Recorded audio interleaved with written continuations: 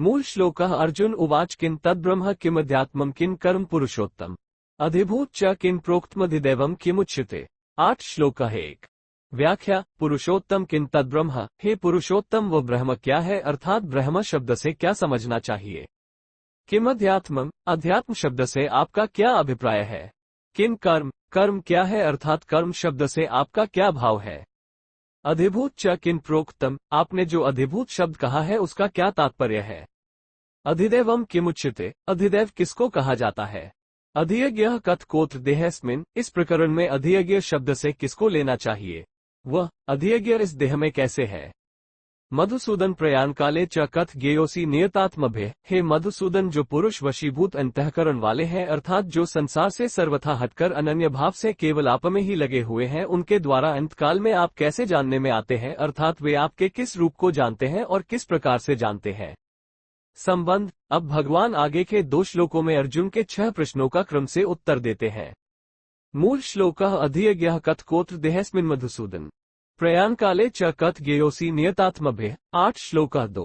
व्याख्या पुरुषोत्तम किं तद्ब्रह्म, हे पुरुषोत्तम वह ब्रह्म क्या है, अर्थात ब्रह्म शब्द से क्या समझना चाहिए। किम अध्यात्मम, अध्यात्म शब्द से आपका क्या अभिप्राय है। किम कर्म, कर्म क्या है, अर्थात कर्म शब्द से आपका क्या भाव है। अधिभूत च किन प्रोक्तम, आपने जो अधिभूत शब्द कहा है उसका क्या तात्पर्य है। अधिदैवम किमुच्यते, अधिदैव किसको कहा जाता है। अधियज्ञः कथ कोत्र देहस्मिन्, इस प्रकरण में अधियज्ञ शब्द से किसको लेना चाहिए। वह अधियज्ञ इस देह में कैसे है। मधुसूदन प्रयाण काले च कथ ज्ञेयोसी नियतात्मभ्य, हे मधुसूदन जो पुरुष वशीभूत अंतःकरण वाले हैं, अर्थात जो संसार से सर्वथा हटकर अनन्य भाव से केवल आप में ही लगे हुए हैं, उनके द्वारा अंतकाल में आप कैसे जानने में आते हैं, अर्थात वे आपके किस रूप को जानते हैं और किस प्रकार से जानते हैं। संबंध। अब भगवान आगे के 2 श्लोकों में अर्जुन के 6 प्रश्नों का क्रम से उत्तर देते हैं। मूल श्लोकः श्री भगवानुवाच अक्षर ब्रह्म परम स्वभावोध्यात्ममुच्यते भूतभावद्भव करो विसर्गः कर्म संगीतः। 8 श्लोकः 3। व्याख्या अक्षर ब्रह्म परमम, परम अक्षर का नाम ब्रह्म है। यद्यपि गीता में ब्रह्म शब्द प्रणव वेद प्रकृति आदि का वाचक भी आया है, तथापि यहाँ ब्रह्म शब्द के साथ परम और अक्षर विशेषण देने से ये शब्द सर्वोपरि सच्चिदानंद घन अविनाशी निर्गुण निराकार परमात्मा का वाचक है। स्वभावोध्यात्ममुच्यते, अपने भाव अर्थात होनेपन का नाम स्वभाव है। स्वभाव स्वभाव, इसी स्वभाव को अध्यात्म कहा जाता है, अर्थात जीवमात्र के होनेपन का नाम अध्यात्म है। ऐसे तो आत्मा को लेकर जो वर्णन किया जाता है वह भी अध्यात्म है। अध्यात्म मार्ग का जिसमें वर्णन हो वह मार्ग भी अध्यात्म है, और इस आत्मा की जो विद्या है उसका नाम भी अध्यात्म है, वाचक है। भूतभावद्भव करो विसर्गः कर्म संगीतः, स्थावरजंगम जितने भी प्राणी देखने में आते हैं उनका जो भाव अर्थात होनापन है, उस होनेपन को प्रकट करने के लिए जो विसर्ग अर्थात त्याग है उसको कर्म कहते हैं। महाप्रलय के समय प्रकृति की अक्रिय अवस्था मानी जाती है तथा महासर्ग के समय प्रकृति की सक्रिय अवस्था मानी जाती है। इस सक्रिय अवस्था का कारण भगवान का संकल्प है कि मैं एक ही बहुत रूपों से हो जाऊं। इसी संकल्प से सृष्टि की रचना होती है। तात्पर्य है कि महाप्रलय के समय अहंकार और संचित कर्मों के सहित प्राणी प्रकृति में लीन हो जाते हैं और उन प्राणियों के सहित प्रकृति एक तरह से परमात्मा में लीन हो जाती है। उस लीन हुई प्रकृति को विशेष क्रियाशील करने के लिए भगवान का पूर्वोक्त संकल्प ही विसर्ग अर्थात त्याग है। भगवान का ये संकल्प ही कर्मों का आरंभ है, जिससे प्राणियों की कर्म परंपरा चल पड़ती है। कारण कि महाप्रलय में प्राणियों के कर्म नहीं बनते, प्रत्युत उसमें प्राणियों की सुषुप्त अवस्था रहती है। महासर्ग के आदि से कर्म शुरू हो जाते हैं। 14वें अध्याय में आया है, परमात्मा की मूल प्रकृति का नाम महाब्रह्म है। उस प्रकृति में लीन हुए जीवों का प्रकृति के साथ विशेष संबंध करा देना, अर्थात जीवों का अपने अपने कर्मों के फलस्वरूप शरीरों के साथ संबंध करा देना ही परमात्मा के द्वारा प्रकृति में गर्भ स्थापन करना है। गीता 14:3-4। उसमें भी अलग अलग योनियों में तरह तरह के जितने शरीर पैदा होते हैं, उन शरीरों की उत्पत्ति में प्रकृति हेतु है और उनमें जीव रूप से भगवान का अंश है। ममेवांशो जीवलोके, गीता 15:7। इस प्रकार प्रकृति और पुरुष के अंश से संपूर्ण प्राणी पैदा होते हैं। 13वें अध्याय के 26वें श्लोक में भगवान ने कहा है कि स्थावरजंगम जितने भी प्राणी उत्पन्न होते हैं वे सब क्षेत्र के संयोग से ही होते हैं। क्षेत्रज्ञ का विशेष संयोग अर्थात स्थूल शरीर धारण कराने के लिए भगवान का संकल्प रूप विशेष संबंध ही स्थावरजंगम प्राणियों के स्थूल शरीर पैदा करने का कारण है। उस संकल्प के होने में भगवान का कोई अभिमान नहीं है, प्रत्युत जीवों के जन्म जन्मांतरों के जो कर्म संस्कार हैं वे महाप्रलय के समय परिपक्व होकर जब फल देने के लिए उन्मुख होते हैं तब भगवान का संकल्प होता है। टिप्पणी प 450। इस प्रकार जीवों के कर्मों की प्रेरणा से भगवान में मैं एक ही बहुत रूपों से हो जाऊं, ये संकल्प होता है। मनुष्य मात्र के द्वारा विहित और निषिद्ध जितनी क्रियाएं होती हैं उन सब क्रियाओं का नाम कर्म है। तात्पर्य है कि मुख्य कर्म तो भगवान का संकल्प हुआ और उसके बाद कर्म परंपरा चलती है। मूल श्लोकः अधिभूत क्षरो भावः पुरुषश्चाधिदैवतम् अधियज्ञो में वात्र देहे देहभूतां वर। 8 श्लोकः 4। व्याख्या। अधिभूत क्षरो भाव पृथ्वी जल तेज वायु और आकाश, इन पंचमहाभूतों से बनी प्रतिक्षण परिवर्तनशील और नाशवान सृष्टि को अधिभूत कहते हैं। पुरुषश्चाधिदैवतम्, यहाँ अधिदैवत पद आदिपुरुष हिरण्यगर्भ ब्रह्मा का वाचक है। महासर्ग के आदि में भगवान के संकल्प से सबसे पहले ब्रह्मा जी ही प्रकट होते हैं और फिर वे ही सर्ग के आदि में सब सृष्टि की रचना करते हैं। अधियज्ञों में वात्र देहे देहभूतां वर। हे देहधारियों में श्रेष्ठ अर्जुन, इस देह में अधियज्ञ मैं ही हूँ, अर्थात इस मनुष्य शरीर में अंतर्यामी रूप से मैं ही हूँ। सर्वस्य चाह हृदय सन्निविष्ट। 15 ईश्वरः सर्वभूतानैन हृदयेषर्जुन तिष्ठति। आदि में अपने को अंतर्यामी रूप से सबके हृदय में विराजमान बताया है। अहमेव अत्र देहे कहने का तात्पर्य है कि दूसरी योनियों में तो पूर्वकृत कर्मों का भोग होता है, नए कर्म नहीं बनते, पर इस मनुष्य शरीर में नए कर्म भी बनते हैं। उन कर्मों के प्रेरक अंतर्यामी भगवान होते हैं। टिप्पणी प 451 श्लोक 3। जहां मनुष्य राग द्वेष नहीं करता उसके सब कर्म भगवान की प्रेरणा के अनुसार शुद्ध होते हैं, अर्थात बंधनकारक नहीं होते, और जहां वह राग द्वेष के कारण भगवान की प्रेरणा के अनुसार कर्म नहीं करता उसके कर्म बंधनकारक होते हैं। कारण कि राग और द्वेष मनुष्य के महान शत्रु है। गीता 3:34। तात्पर्य ये हुआ कि भगवान की प्रेरणा से कभी निषिद्ध कर्म होते ही नहीं। श्रुति और स्मृति भगवान की आज्ञा है। श्रुति स्मृति ममेवाज्ञे। अतः भगवान श्रुति और स्मृति के विरुद्ध प्रेरणा कैसे कर सकते हैं? नहीं कर सकते।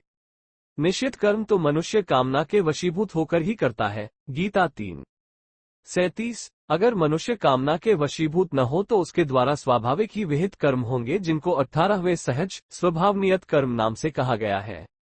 यहाँ अर्जुन के लिए देहभूता वर कहने का तात्पर्य है कि देहधारियों में वही मनुष्य श्रेष्ठ है जो इस देह में परमात्मा है, ऐसा जान लेता है। ऐसा ज्ञान न हो तो भी ऐसा मान ले कि स्थूल सूक्ष्म और कारण शरीर के कण कण में परमात्मा है और उनका अनुभव करना ही मनुष्य जन्म का खास ध्येय है। इस ध्येय की सिद्धि के लिए परमात्मा की आज्ञा के अनुसार ही काम करना है। तीसरे और चौथे श्लोक में जो ब्रह्म अध्यात्म कर्म अधिभूत अधिदैव और अधियज्ञ का वर्णन हुआ है उसे समझने मात्र के लिए जल का एक दृष्टांत दिया जाता है। जैसे जब आकाश स्वच्छ होता है तब हमारे और सूर्य के मध्य में कोई पदार्थ न दिखने पर भी वास्तव में वहां परमाणु रूप से जल तत्व रहता है। वही जल तत्व भाप बनता है और भाप के घनीभूत होने पर बादल बनता है। बादल में जो जलकण रहते हैं उनके मिलने से बूंदें बन जाती हैं। उन बूंदों में जब ठंड के संयोग से घनता आ जाती है तब वे ही बूंदे ओले बर्फ रूप से जल है। इस वर्णन का तात्पर्य ये हुआ कि जैसे एक ही जल परमाणु भाप बादल वर्षा की क्रिया बूंदे और ओले कहा गया है। तात्विक दृष्टि से तो सब कुछ वासुदेव ही है। 7:19। इसमें भी जब विवेक दृष्टि से देखते हैं तब शरीर शरीरी प्रकृति पुरुष ऐसे दो भेद हो जाते हैं। उपासना की दृष्टि से देखते हैं तो उपास्य और अधिभूत जो कि पदार्थ है। 1 श्लोक ब्रह्म, 2 श्लोक अध्यात्म, 3 श्लोक कर्म, 4 श्लोक अधिभूत, 5 श्लोक अधिदैव, 6 श्लोक अधियज्ञ। विशेष बात, इस प्रकार गीता में भगवान के तरह तरह के वचन आते हैं। इन सबका सामंजस्य कैसे हो, सबकी संगति कैसे बैठे, इस पर विचार किया जाता है। संसार में परमात्मा प्राप्ति के लिए अपने कल्याण के लिए साधना करने वाले जितने भी साधक हैं वे सभी संसार से छूटना चाहते हैं और परमात्मा को प्राप्त करना चाहते हैं।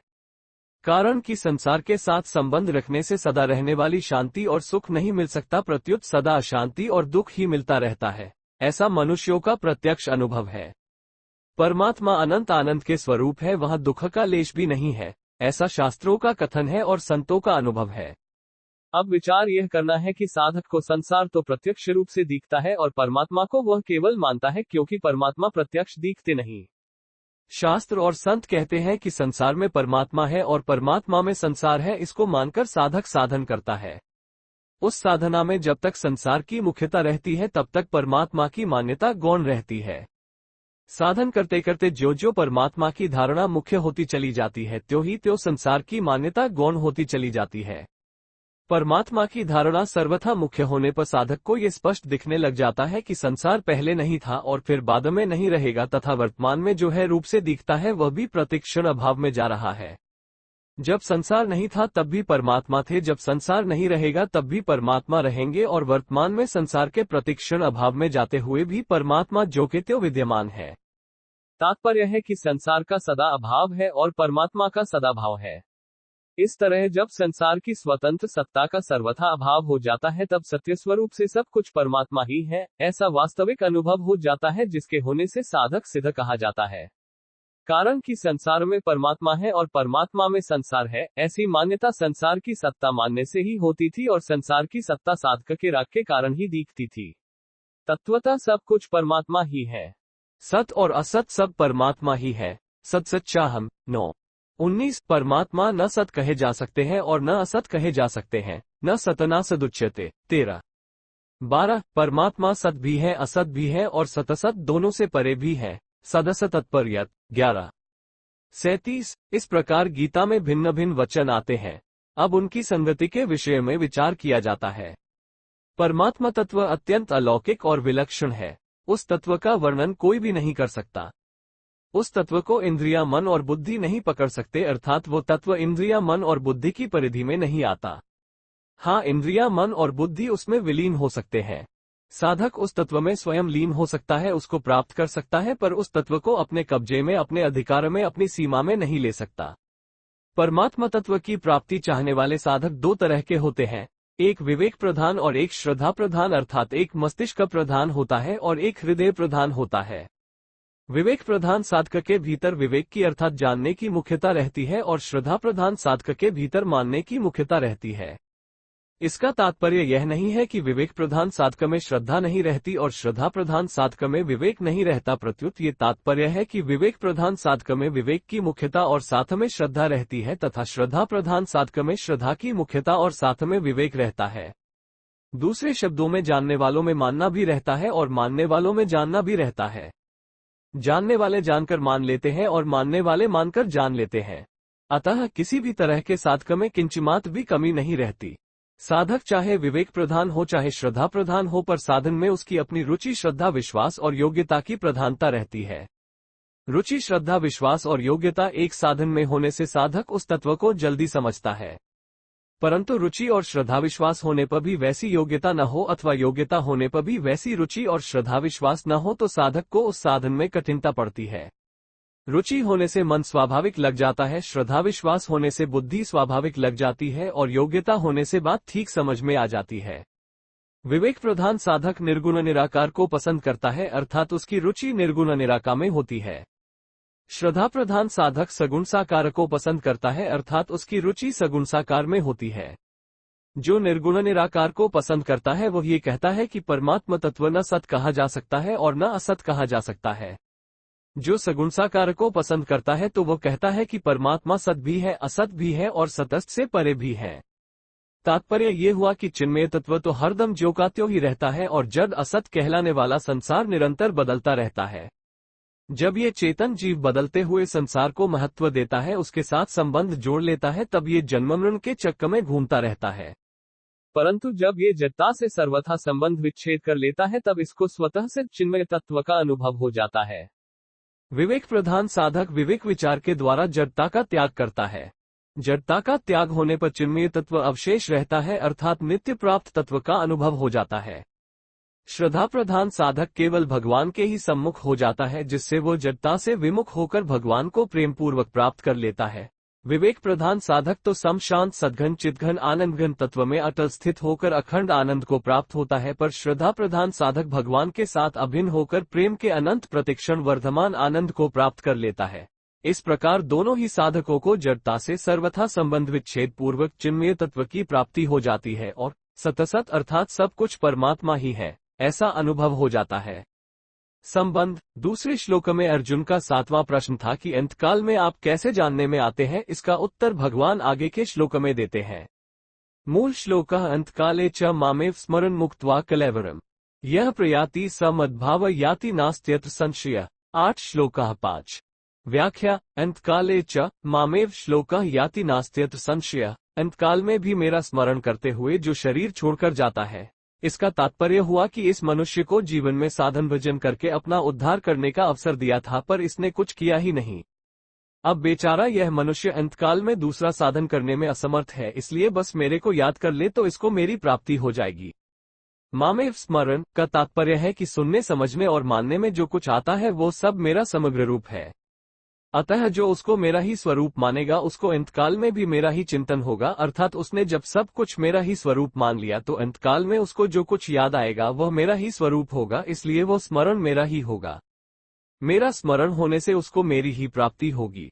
मद्भावम कहने का तात्पर्य है कि साधक ने मेरे को जिस किसी भिन्न अथवा अभिन्न भाव से अर्थात सगुण निर्गुण साकार निराकार द्विभुज चतुर्भुज तथा नाम लीला धाम रूप आदि से स्वीकार किया है, मेरी उपासना की है, अंत समय के स्मरण के अनुसार वह मेरे उसी भाव को प्राप्त होता है। जो भगवान की उपासना करते हैं वे तो अंत समय में उपास्य का स्मरण होने से उसी उपास्य को अर्थात भगवत भाव को प्राप्त होते हैं, परंतु जो उपासना नहीं करते उनको भी अंत समय में किसी कारणवशात भगवान के किसी नाम रूप लीला धाम आदि का स्मरण हो जाए तो वे भी उन उपासकों की तरह उसी भगवत भाव को प्राप्त हो जाते हैं। तात्पर्य है कि जैसे गुणों में स्थित रहने वाले की और अंतकाल में जिस किसी गुण के बढ़ने वाले की वैसी ही गति होती है। गीता 14:15। ऐसे ही जिसको अंत में भगवान याद आ जाते हैं उसकी भी उपासकों की तरह गति होती है, अर्थात भगवान की प्राप्ति होती है। भगवान के सगुण निर्गुण साकार निराकार आदि अनेक रूपों का और नाम लीला धाम आदि का भेद तो साधकों की दृष्टि से है, अंत में सब एक हो जाते हैं, अर्थात अंत में सब एक मद्भाव भगवत भाव को प्राप्त हो जाते हैं, क्योंकि भगवान का समग्र स्वरूप एक ही है। परंतु गुणों के अनुसार गति को प्राप्त होने वाले अंत में एक नहीं हो सकते, क्योंकि तीनों गुण अलग अलग है। अतः गुणों के अनुसार उनकी गतियां भी अलग अलग होती है। भगवान का स्मरण करके शरीर छोड़ने वालों का तो भगवान के साथ संबंध रहता है और गुणों के अनुसार शरीर छोड़ने वालों का गुणों के साथ संबंध रहता है। इसलिए अंत में भगवान का स्मरण करने वाले भगवान के सम्मुख हो जाते हैं, अर्थात भगवान को प्राप्त हो जाते हैं, और गुणों से संबंध रखने वाले गुणों के सम्मुख हो जाते हैं, अर्थात गुणों के कार्य जन्म मरण को प्राप्त हो जाते हैं। भगवान ने एक यह विशेष छूट दी हुई है कि मरणासन व्यक्ति के कैसे ही आचरण रहे हो, कैसे ही भाव रहे हो, किसी भी तरह का जीवन बीता हो, पर अंतकाल में वह भगवान को याद कर ले तो उसका कल्याण हो जाएगा। कारण कि भगवान ने जीव का कल्याण करने के लिए ही उसको मनुष्य शरीर दिया है और जीव ने उस मनुष्य शरीर को स्वीकार किया है। अतः जीव का कल्याण हो जाए तभी भगवान का इस जीव को मनुष्य शरीर देना और जीव का मनुष्य शरीर लेना सफल होगा। परंतु वह अपना उद्धार किए बिना ही आज दुनिया से विदा हो रहा है। इसके लिए भगवान कहते हैं कि भैया तेरी और मेरी दोनों की इज्जत रह जाए, इसलिए अब जाते जाते भी तू मेरे को याद कर ले तो तेरा कल्याण हो जाए। अतः हर एक मनुष्य के लिए सावधान होने की जरूरत है कि वो सब समय में भगवान का स्मरण करे, कोई समय खाली न जाने दे, क्योंकि अंतकाल का पता नहीं है कि कब आ जाए। वास्तव में सब समय अंतकाल ही है। ये बात तो है नहीं कि इतने वर्ष, इतने महीने और इतने दिनों के बाद मृत्यु होगी। देखने में तो यही आता है कि गर्भ में ही कई बालक मर जाते हैं, कई जन्मते ही मर जाते हैं, कई कुछ दिनों में, महीनों में, वर्षों में मर जाते हैं। इस प्रकार मरने की चाल हरदम चल ही रही है। अतः सब समय में भगवान को याद रखना चाहिए और यही समझना चाहिए कि बस यही इंतकाल है। नीति में ये बात आती है कि अगर धर्म का आचरण करना हो, कल्याण करना हो, तो मृत्यु ने मेरे केश पकड़े हुए हैं, झटका दिया कि खत्म, ऐसा विचार हरदम रहना चाहिए। गृहीत एव केशेषु मृत्यु न धर्ममाचरेत। भगवान की उपर्युक्त छूट से मनुष्य मात्र को विशेष लाभ लेना चाहिए। कहीं कोई भी व्याधिग्रस्त मरणासन व्यक्ति हो तो उसके इष्ट के चित्र या मूर्ति को उसे दिखाना चाहिए जैसी उसकी उपासना है, और जिस भगवान नाम में उसकी रुचि हो, जिसका वह जप करता हो, वही भगवान नाम उसको सुनाना चाहिए। जिस स्वरूप में उसकी श्रद्धा और विश्वास हो उसकी याद दिलानी चाहिए। भगवान की महिमा का वर्णन करना चाहिए, गीता के श्लोक सुनाने चाहिए। अगर वो बेहोश हो जाए तो उसके पास भगवान नाम का जप कीर्तन करना चाहिए, जिससे उस मरणासन व्यक्ति के सामने भगवत संबंधी वायुमंडल बना रहे। भगवत संबंधी वायुमंडल रहने से वहां यमराज के दूत नहीं आ सकते। अजामिल के द्वारा मृत्यु के समय नारायण नाम का उच्चारण करने से वहां भगवान के पार्षद आ गए और यमदूत भागकर यमराज के पास में गए, तो यमराज ने अपने दूतों से कहा कि जहां भगवान नाम का जप कीर्तन कथा आदि होते हो वहां तुम लोग कभी मत जाना, क्योंकि वहां हमारा राज्य नहीं है। टिप्पणी पशून्य 455 श्लोक 1। ऐसा कहकर यमराज ने भगवान का स्मरण करके भगवान से क्षमा मांगी कि मेरे दूतों के द्वारा जो अपराध हुआ है उसको आप क्षमा करें। टिप्पणी पशून्य 455 श्लोक 2. अंतकाल में स्मरण का तात्पर्य है कि उसने भगवान का जो स्वरूप मान रखा है उसकी याद आ जाए, अर्थात उसने पहले राम कृष्ण विष्णु शिव शक्ति गणेश सूर्य सर्वव्यापक विश्वरूप परमात्मा आदिमन से जिस स्वरूप को मान रखा है उस स्वरूप के नाम रूप लीला धाम गुण प्रभाव आदि की याद आ जाए। उसकी याद करते हुए शरीर को छोड़कर जाने से वह भगवान को ही प्राप्त होता है, कारण कि भगवान की याद आने से मैं शरीर हूँ और शरीर मेरा है, इसकी याद नहीं रहती, प्रत्युत केवल भगवान को ही याद करते हुए शरीर छूट जाता है, इसलिए उसके लिए भगवान को प्राप्त होने के अतिरिक्त और कोई गुंजाइश ही नहीं है। यहाँ शंका होती है कि जिस व्यक्ति ने उम्र भर में भजन स्मरण नहीं किया, कोई साधन नहीं किया, सर्वथा भगवान से विमुख रहा, उसको अंतकाल में भगवान का स्मरण कैसे होगा और उसका कल्याण कैसे होगा। इसका समाधान है कि अंत समय में उस पर भगवान की कोई विशेष कृपा हो जाए अथवा उसको किसी संत के दर्शन हो जाए तो भगवान का स्मरण होकर उसका कल्याण हो जाता है। उसके कल्याण के लिए कोई साधक उसको भगवान का नाम लीला चरित्र सुनाए, पद गाए तो भगवान का स्मरण होने से उसका कल्याण हो जाता है। अगर मरणासन व्यक्ति को गीता में रुचि हो तो उसको गीता का 8वां अध्याय सुनाना चाहिए, क्योंकि इस अध्याय में जीव की सद्गति का विशेषता से वर्णन आया है। इसको सुनने से उसको भगवान की स्मृति हो जाती है, कारण कि वास्तव में परमात्मा का ही अंश होने से उसका परमात्मा के साथ स्वतः संबंध है ही। अगर अयोध्या मथुरा हरिद्वार काशी आदि किसी तीर्थ स्थल में उसके प्राण छूट जाया तो उस तीर्थ के प्रभाव से उसको भगवान की स्मृति हो जाएगी। टिप्पणी पशून्य 456 श्लोक 1. ऐसे ही जिस जगह भगवान के नाम का जप कीर्तन कथा सत्संग आदि होता है उस जगह उसकी मृत्यु हो जाए तो वहां के पवित्र वायुमंडल के प्रभाव से उसको भगवान की स्मृति हो सकती है। अंतकाल में कोई भयंकर स्थिति आने से भयभीत होने पर भी भगवान की याद आ सकती है। शरीर छूटते समय शरीर कुटुंब रुपये आदि की आशामता छूट जाए और यह भाव हो जाए कि हे नाथ, आपके बिना मेरा कोई नहीं है, केवल आप ही मेरे हैं, तो भगवान की स्मृति होने से कल्याण हो जाता है। ऐसे ही किसी कारण से अचानक अपने कल्याण का भाव बन जाए तो भी कल्याण हो सकता है। टिप्पणी पशून्य 456 श्लोक 2. ऐसे ही कोई साधक किसी प्राणी जीव जंतु के मृत्यु समय में उसका कल्याण हो जाए, इस भाव से उसको भगवान नाम सुनाता है तो उस भगवान नाम के प्रभाव से उस प्राणी का कल्याण हो जाता है।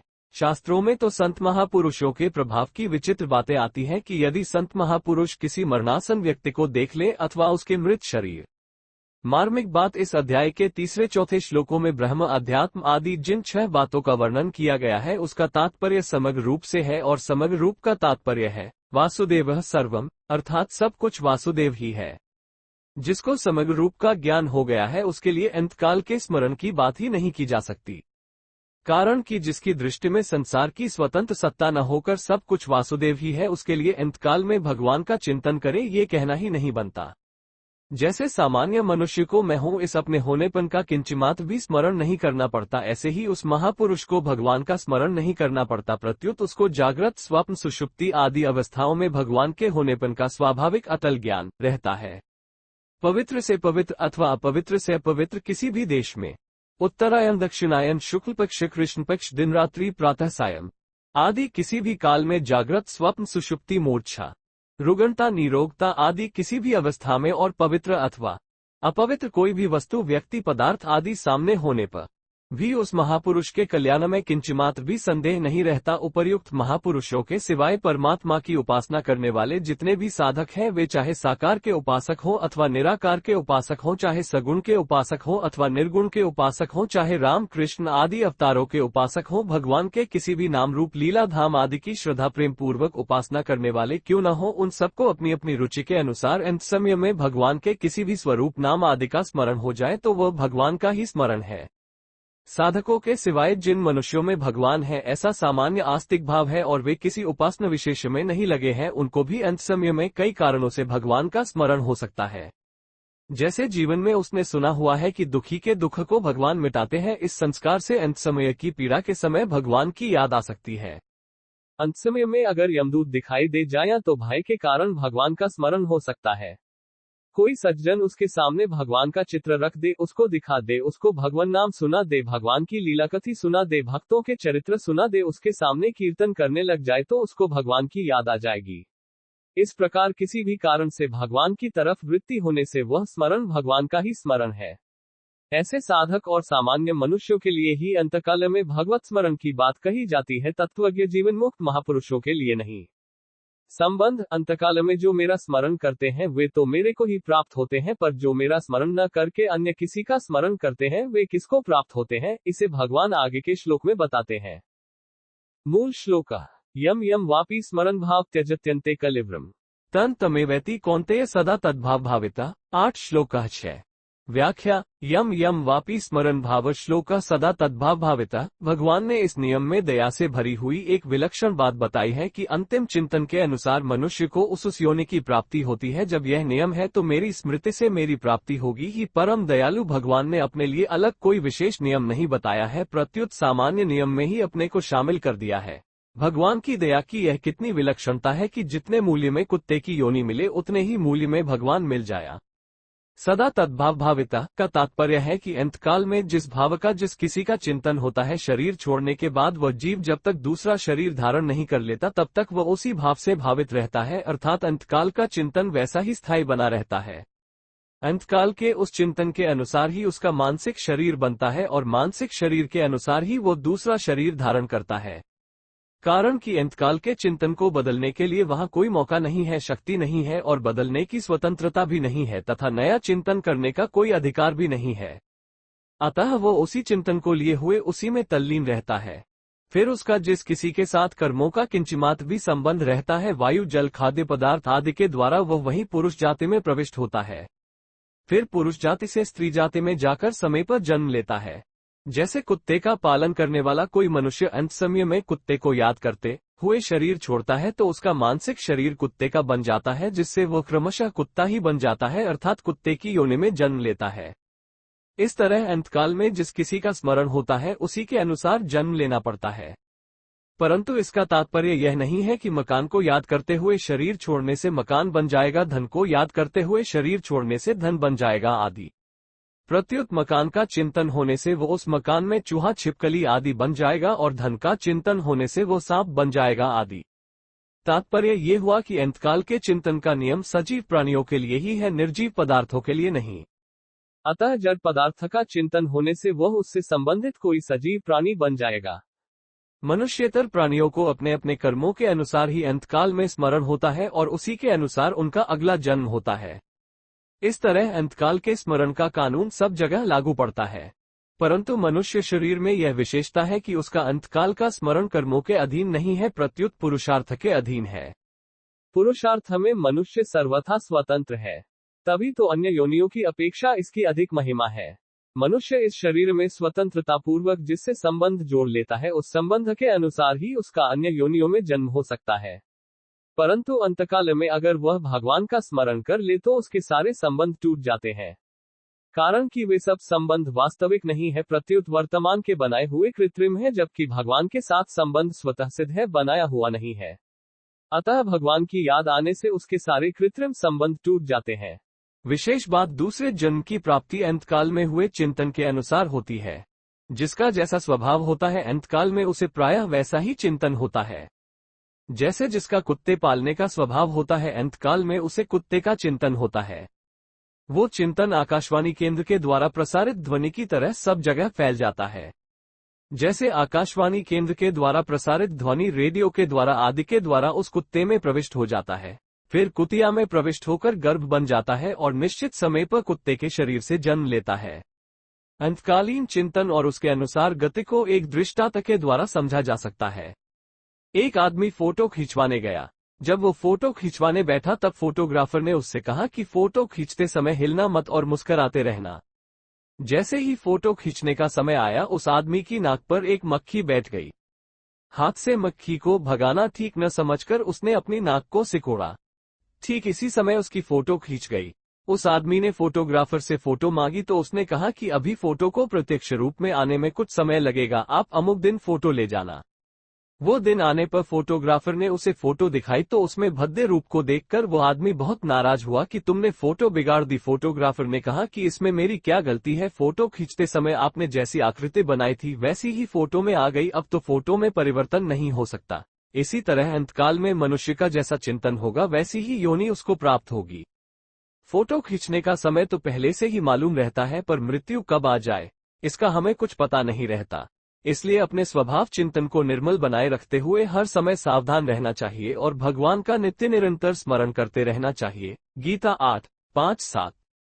अंतकालीन गति के नियम में भगवान की न्यायकारिता और दयालुता, ये दोनों ही भरी हुई है।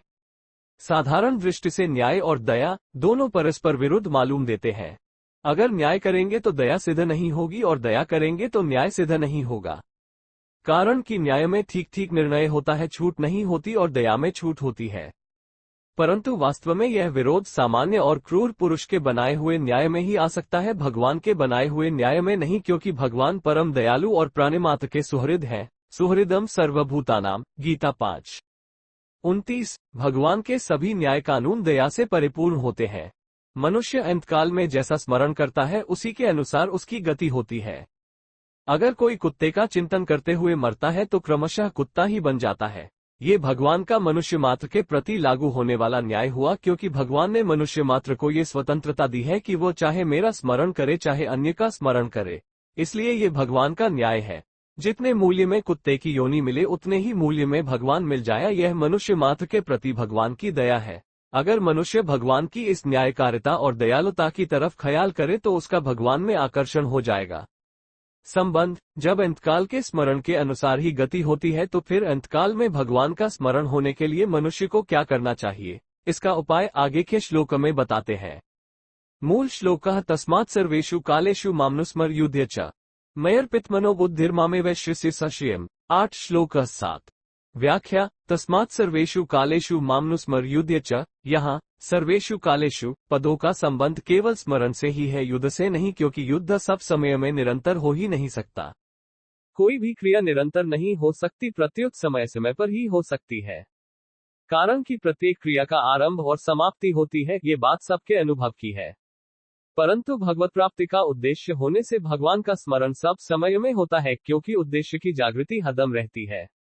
सब समय में स्मरण करने के लिए कहने का तात्पर्य है कि प्रत्येक कार्य में समय का विभाग होता है, जैसे ये समय सोने का और यह समय जगने का है, ये समय नित्य कर्म का है, ये समय जीविका के लिए काम धंधा करने का है, ये समय भोजन का है आदि। परंतु भगवान के स्मरण में समय का विभाग नहीं होना चाहिए। भगवान को तो सब समय में ही याद रखना चाहिए। युध्य च कहने का तात्पर्य है कि यहाँ अर्जुन के सामने युद्ध रूप कर्तव्य कर्म है जो उनको स्वतः प्राप्त हुआ है। यद्रक्षया चोपनम, गीता 2:32। ऐसे ही मनुष्य को कर्तव्य रूप से जो प्राप्त हो जाए उसको भगवान का स्मरण करते हुए करना चाहिए। परंतु उसमें भगवान का स्मरण मुख्य है और कर्तव्य कर्म गौण है।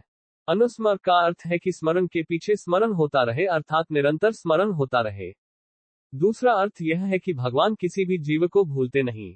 भगवान ने 7वें अध्याय में वेदाहम कहकर वर्तमान में सभी जीवों को स्वतः जानने की बात कही है। जब भगवान वर्तमान में सबको जानते हैं तब भगवान का संपूर्ण जीवों का स्मरण करना स्वाभाविक हुआ। अब ये जीव भगवान का स्मरण करे तो इसका बेड़ा पार है। भगवान के स्मरण की जागृति के लिए भगवान के साथ अपनापन होना चाहिए।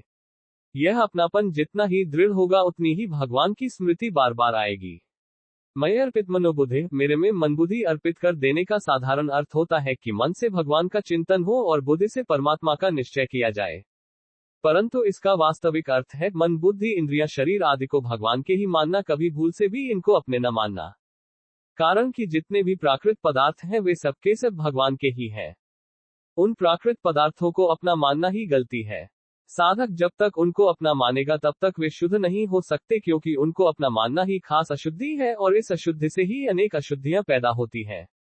वास्तव में मनुष्य का संबंध केवल प्रभु के साथ ही है। प्रकृति और प्रकृति के कार्य के साथ मनुष्य का संबंध कभी था नहीं, है नहीं और रहेगा भी नहीं।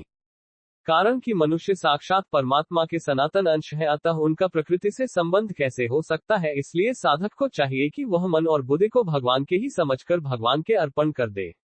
फिर उसको स्वाभाविक ही भगवान की प्राप्ति हो जाएगी, क्योंकि प्रकृति के कार्य शरीर मन बुद्धि आदि के साथ संबंध जोड़ने से ही वह भगवान से विमुख हुआ था। वे प्राकृत पदार्थ कैसे हैं, इस विषय में दार्शनिक मतभेद तो है, पर वे हमारे नहीं हैं और हम उनके नहीं हैं। इस वास्तविकता में कोई मतभेद नहीं है, अर्थात इसको सभी दर्शनकार मानते हैं।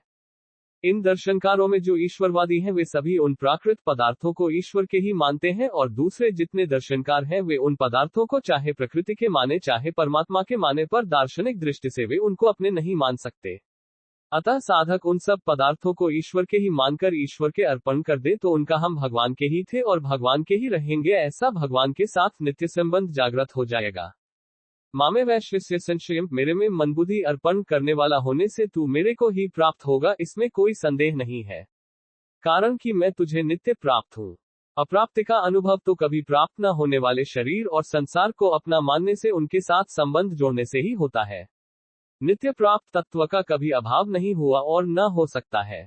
अगर तू मन बुद्धि और स्वयं को मेरे अर्पण कर देगा तो तेरा मेरे साथ जो नित्य संबंध है वह प्रकट हो जाएगा, इसमें कोई संदेह नहीं है। स्मरण संबंधी विशेष बात।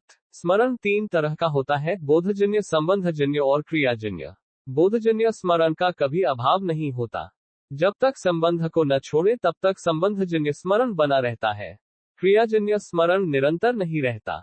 इन तीनों प्रकार के स्मरण का विस्तार इस तरह है। बोधजन्य स्मरण अपना जो होनापन है उसको याद नहीं करना पड़ता, परंतु शरीर के साथ जो एकता मान ली है वह भूल है। बोध होने पर वह भूल मिट जाती है, फिर अपना होनापन स्वतः सिद्ध रहता है। गीता में भगवान के वचन है, तू मैं और ये राजा लोग पहले नहीं थे, यह बात भी नहीं है, और भविष्य में नहीं रहेंगे, यह बात भी नहीं है। गीता 2:12 अर्थात निश्चित ही पहले थे और निश्चित ही पीछे रहेंगे। जो पहले सर्ग महासर्ग और प्रलय महाप्रलय में था वही यह प्राणी समुदाय उत्पन्न होकर नष्ट होता है। 18-19 इसमें वही यह प्राणी समुदाय तो परमात्मा का अंश है और उत्पन्न होकर नष्ट होने वाला शरीर है। अगर नष्ट होने वाले भाग का विवेक पूर्वक सर्वथा त्याग कर दे तो अपने होनेपन का स्पष्ट बोध हो जाता है। ये बोधजन्य स्मरण नित्य निरंतर बना रहता है, कभी नष्ट नहीं होता, क्योंकि यह स्मरण अपने नित्य स्वरूप का है। संबंधजन्य स्मरण, जिसको हम स्वयं मान लेते हैं, वह संबंधजन्य स्मरण है, जैसे शरीर हमारा है, संसार हमारा है आदि। यह माना हुआ संबंध तब तक नहीं मिटता जब तक हम ये हमारा नहीं है ऐसा नहीं मान लेते। परंतु भगवान वास्तव में हमारे हैं, हम माने तो हमारे हैं, नहीं माने तो हमारे हैं, जाने तो हमारे हैं, नहीं जाने तो हमारे हैं, हमारे दिखे तो हमारे हैं, हमारे नहीं दिखे तो हमारे हैं। हम सब उनके अंश हैं और वे अंशी हैं। हम उनसे अलग नहीं हो सकते और वे हमसे अलग नहीं हो सकते।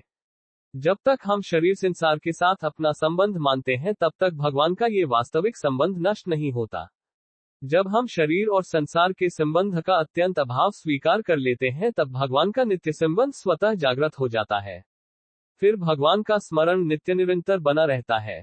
क्रियाजन्य स्मरण अभ्यासजन्य होता है।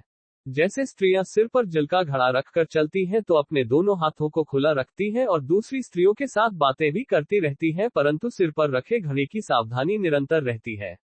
नट रस्से पर चलते हुए गाता भी है, बोलता भी है, पर रस्से का ध्यान निरंतर रहता है। ड्राइवर मोटर चलाता है, हाथ से गियर बदलता है, हैंडल घुमाता है और मालिक से बातचीत भी करता है, पर रास्ते का ध्यान निरंतर रहता है। ऐसे ही संपूर्ण क्रियाओं में भगवान को निरंतर याद रखना अभ्यासजन्य स्मरण है।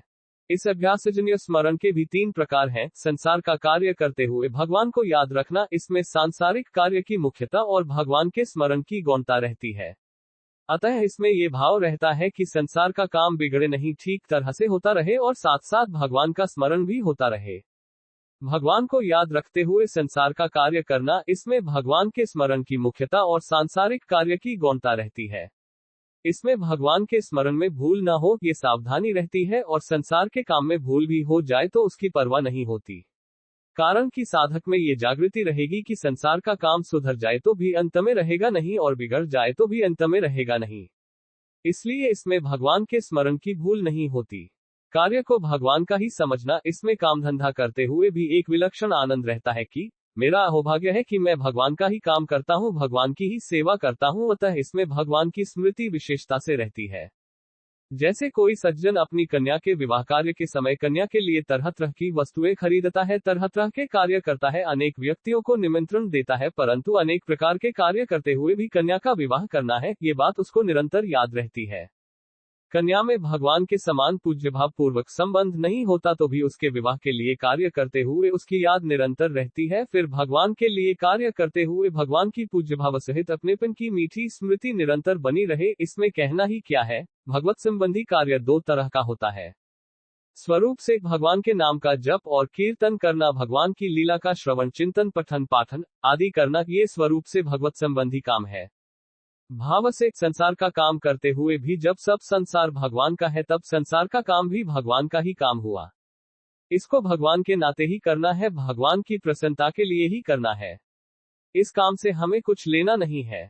भगवान ने हमें जिस वर्ण में पैदा किया है, जिस आश्रम में रखा है, उसमें भगवान की आज्ञा के अनुसार उचित काम करना है। ऐसा भाव रहने से वह काम सांसारिक होने पर भी भगवान का हो जाता है। संबंध पूर्व श्लोक में कही हुई अभ्यासजन्य स्मृति का अब आगे के श्लोक में वर्णन करते हैं। मूल श्लोक अभ्यासयोगयुक्तेन चेतसा नान्यगामिना परमं पुरुष दिव्यम याति पार्थानुचिंतयन्। 8 श्लोक 8। व्याख्या। अभ्यासयोगयुक्तेन, इस पद में अभ्यास और योग ये 2 शब्द आए हैं। संसार से मन हटाकर परमात्मा में बार बार मन लगाने का नाम अभ्यास है और समता का नाम योग है। समत्वम योग उच्यते, गीता 2:48। अभ्यास में मन लगने से प्रसन्नता होती है और मन न लगने से खिन्नता होती है। यह अभ्यास तो है पर अभ्यास योग नहीं है। अभ्यास योग तभी होगा जब प्रसन्नता और खिन्नता दोनों ही न हो। अगर चित्त में प्रसन्नता और खिन्नता हो भी जाए तो भी उनको महत्व न दे, केवल अपने लक्ष्य को ही महत्व दे। अपने लक्ष्य पर दृढ़ रहना भी योग है। ऐसे योग से युक्त चित्त हो। चेतसा नान्यगामिना, चित्त अन्यगामी न हो, अर्थात एक परमात्मा के सिवाय दूसरा कोई लक्ष्य न हो। परमं पुरुष दिव्यम याति पार्थानुचिंतयन्, ऐसे चित्त से परम दिव्य पुरुष का अर्थात सगुण निराकार परमात्मा का चिंतन करते हुए शरीर छोड़ने वाला मनुष्य उसी परमात्मा को प्राप्त हो जाता है। संबंध। अब भगवान ध्यान करने के लिए अत्यंत उपयोगी सगुण निराकार परमात्मा के स्वरूप का वर्णन करते हैं। मूल श्लोक कवि पुराण मनुशासितार मनोरण्यस्य मनुस्मृत्य सर्वस्य धातार्म चिन्त्यरूप मादित्य वर्ण तमसः परस्तात्। 8 श्लोक 9। व्याख्या। कविम, संपूर्ण प्राणियों को और उनके संपूर्ण शुभाशुभ कर्मों को जानने वाले होने से उन परमात्मा का नाम कवि अर्थात सर्वज्ञ है। पुराणम, वे परमात्मा सबके आदि होने से पुराण कहे जाते हैं। अनुशासितारम, हम देखते हैं तो नेत्रों से देखते हैं। नेत्रों के ऊपर मन शासन करता है, मन के ऊपर बुद्धि और बुद्धि के ऊपर अहम शासन करता है तथा अहम के ऊपर भी जो शासन करता है, जो सबका आश्रय, प्रकाशक और प्रेरक है, वह अनुशासिता है। दूसरा भाव यह है कि जीवों का कर्म करने का जैसा जैसा स्वभाव बना है, उसके अनुसार ही परमात्मा नाश करने वाले होने से परमात्मा अनुशासिता है। अनोरणीयसम, परमात्मा परमाणु से भी अत्यंत सूक्ष्म है। तात्पर्य है कि परमात्मा मन बुद्धि के विषय नहीं है। मन बुद्धि आदि उनको पकड़ नहीं पाते। मन बुद्धि तो प्रकृति का कार्य होने से प्रकृति को भी पकड़ नहीं पाते, फिर परमात्मा तो उस प्रकृति से भी अत्यंत परे है। अतः वे परमात्मा सूक्ष्म से भी अत्यंत सूक्ष्म है, अर्थात सूक्ष्मता की अंतिम सीमा है। सर्वस्य धातारम, परमात्मा अनंत कोटि ब्रह्मांडों को धारण करने वाले हैं, उनका पोषण करने वाले हैं। उन सभी को परमात्मा से ही सत्ता स्फूर्ति मिलती है। अतः वे परमात्मा सबका धारण पोषण करने वाले कहे जाते हैं। तमसः परस्तात्, परमात्मा अज्ञान से अत्यंत परे हैं, अज्ञान से सर्वथा रहित है। उनमें लेशमात्र भी अज्ञान नहीं है, प्रत्युत वे अज्ञान के भी प्रकाशक है। आदित्य वर्णम, उन परमात्मा का वर्ण सूर्य के समान है, अर्थात वे सूर्य के समान सबको मन बुद्धि आदि को प्रकाशित करने वाले हैं। उन्हीं से सबको प्रकाश मिलता है। अचिंत्य रूपम, उन परमात्मा का स्वरूप अचिंत्य है, अर्थात वे मन बुद्धि आदि के चिंतन का विषय नहीं है। अनुस्मृत, सर्वज्ञ, अनादि, सबके शासक, परमाणु से भी अत्यंत सूक्ष्म, सबका धारण पोषण करने वाले, अज्ञान से अत्यंत परे और सबको प्रकाशित करने वाले सगुण निराकार परमात्मा के चिंतन के लिए यहाँ अनुस्मृत पद आया है। यहाँ अनुस्मृत कहने का तात्पर्य है कि प्राणी मात्र उन परमात्मा की जानकारी में है, उनकी जानकारी के बाहर कुछ है ही नहीं, अर्थात उन परमात्मा को सबका स्मरण है। अब उस स्मरण के बाद मनुष्य उन परमात्मा को याद कर ले। यहाँ शंका होती है कि जो अचिंत्य है, उसका स्मरण कैसे करे। इसका समाधान है कि वह परमात्मा तत्व चिंतन में नहीं आता। ऐसी दृढ़ धारणा ही अचिंत्य परमात्मा का चिंतन है। संबंध। अब अंतकाल के चिंतन के अनुसार गति बताते हैं। मूल श्लोक प्रयाण काले मनसा चलेन भक्त्या युक्तो योगब्लेन चैव भ्रुवो मध्य प्राणमावेश्य सम्यक सतम पर पुरुषबपैति दिव्यम। 8 श्लोक 10। व्याख्या। प्रयाण काले मनसा चलेन श्लोक सतम पर पुरुषबपैति दिव्यम, यहाँ भक्ति नाम प्रियता का है, क्योंकि उस तत्व में प्रियता होने से ही मन अचल होता है। वह भक्ति अर्थात प्रियता स्वयं से होती है, मन बुद्धि आदि से नहीं। अंतकाल में कवि, पुराण, अनुशासिता आदि विशेषणों से कहे हुए सगुण निराकार परमात्मा में भक्तियुक्त मनुष्य का मन स्थिर हो जाना अर्थात सगुण निराकार स्वरूप में आदरपूर्वक दृढ़ हो जाना ही मन का अचल होना है। पहले प्राणायाम के द्वारा प्राणों को रोकने का जो अधिकार प्राप्त किया है, उसका नाम योगबल है। उस योगबल के द्वारा दोनों भ्रुवों के मध्य भाग में स्थित जो द्विदल चक्र है, उसमें स्थित सुषुम्ना नाड़ी में प्राणों का अच्छी तरह से प्रवेश करके वह दिव्य परम पुरुष को प्राप्त हो जाता है। तम पर पुरुषवपैति दिव्यम पदों का तात्पर्य है कि जिस परमात्मा तत्व का पीछे के श्लोक में वर्णन हुआ है, उसी दिव्य परम सगुण निराकार परमात्मा को वह प्राप्त हो जाता है। 8वें श्लोक में जो बात कही गई थी, उसी को 9वें और 10वें श्लोक में विस्तार से कहकर इन 3 श्लोकों के प्रकरण का उपसंहार किया गया है। इस प्रकरण में सगुण निराकार परमात्मा की उपासना का वर्णन है। इस उपासना में अभ्यास की आवश्यकता है। प्राणायाम पूर्वक मन को उस परमात्मा में लगाने का नाम अभ्यास है। यह अभ्यास अनिमा, महिमा आदि सिद्धि प्राप्त करने के लिए नहीं है, प्रत्युत केवल परमात्मा तत्व को प्राप्त करने के लिए है। ऐसा अभ्यास करते हुए प्राणों और मन पर ऐसा अधिकार प्राप्त कर ले कि जब चाहे प्राणों को रोक ले और मन को जब चाहे तभी तथा जहां चाहे वहीं लगा ले। जो ऐसा अधिकार प्राप्त कर लेता है, वही अंतकाल में प्राणों को सुषुम्ना नाड़ी में प्रविष्ट कर सकता है। कारण कि जब अभ्यास काल में भी मन को संसार से हटाकर परमात्मा में लगाने में साधक को कठिनता का, असमर्थता का अनुभव होता है, तब अंतकाल जैसे कठिन समय में मन को लगाना साधारण आदमी का काम नहीं है। जिसके पास पहले से योग बल है, वही अंत समय में मन को परमात्मा में लगा सकता है और प्राणों का सुषुम्ना नाड़ी में प्रवेश करा सकता है। साधक पहले ये निश्चय कर ले कि अज्ञान से अत्यंत परे, सबसे अतीत जो परमात्मा तत्व है, वह सबका प्रकाशक, सबका आधार और सबको सत्ता स्फूर्ति देने वाला निर्विकार तत्व है। उस तत्व में ही प्रियता होनी चाहिए, मन का आकर्षण होना चाहिए, फिर उसमें स्वाभाविक मन लगेगा। संबंध। अब भगवान आगे के श्लोक में निर्गुण निराकार की प्राप्ति के उपाय का उपक्रम करते हैं। मूल श्लोक। यदक्षर वेदविदो वदन्ति विशन्ति यद्यत्यो वित्रागा यदिच्छन्तो ब्रह्मचर्यम चरन्ति तत्ते पदम संग्रहेण प्रवक्ष्ये। 8 श्लोक 11। व्याख्या।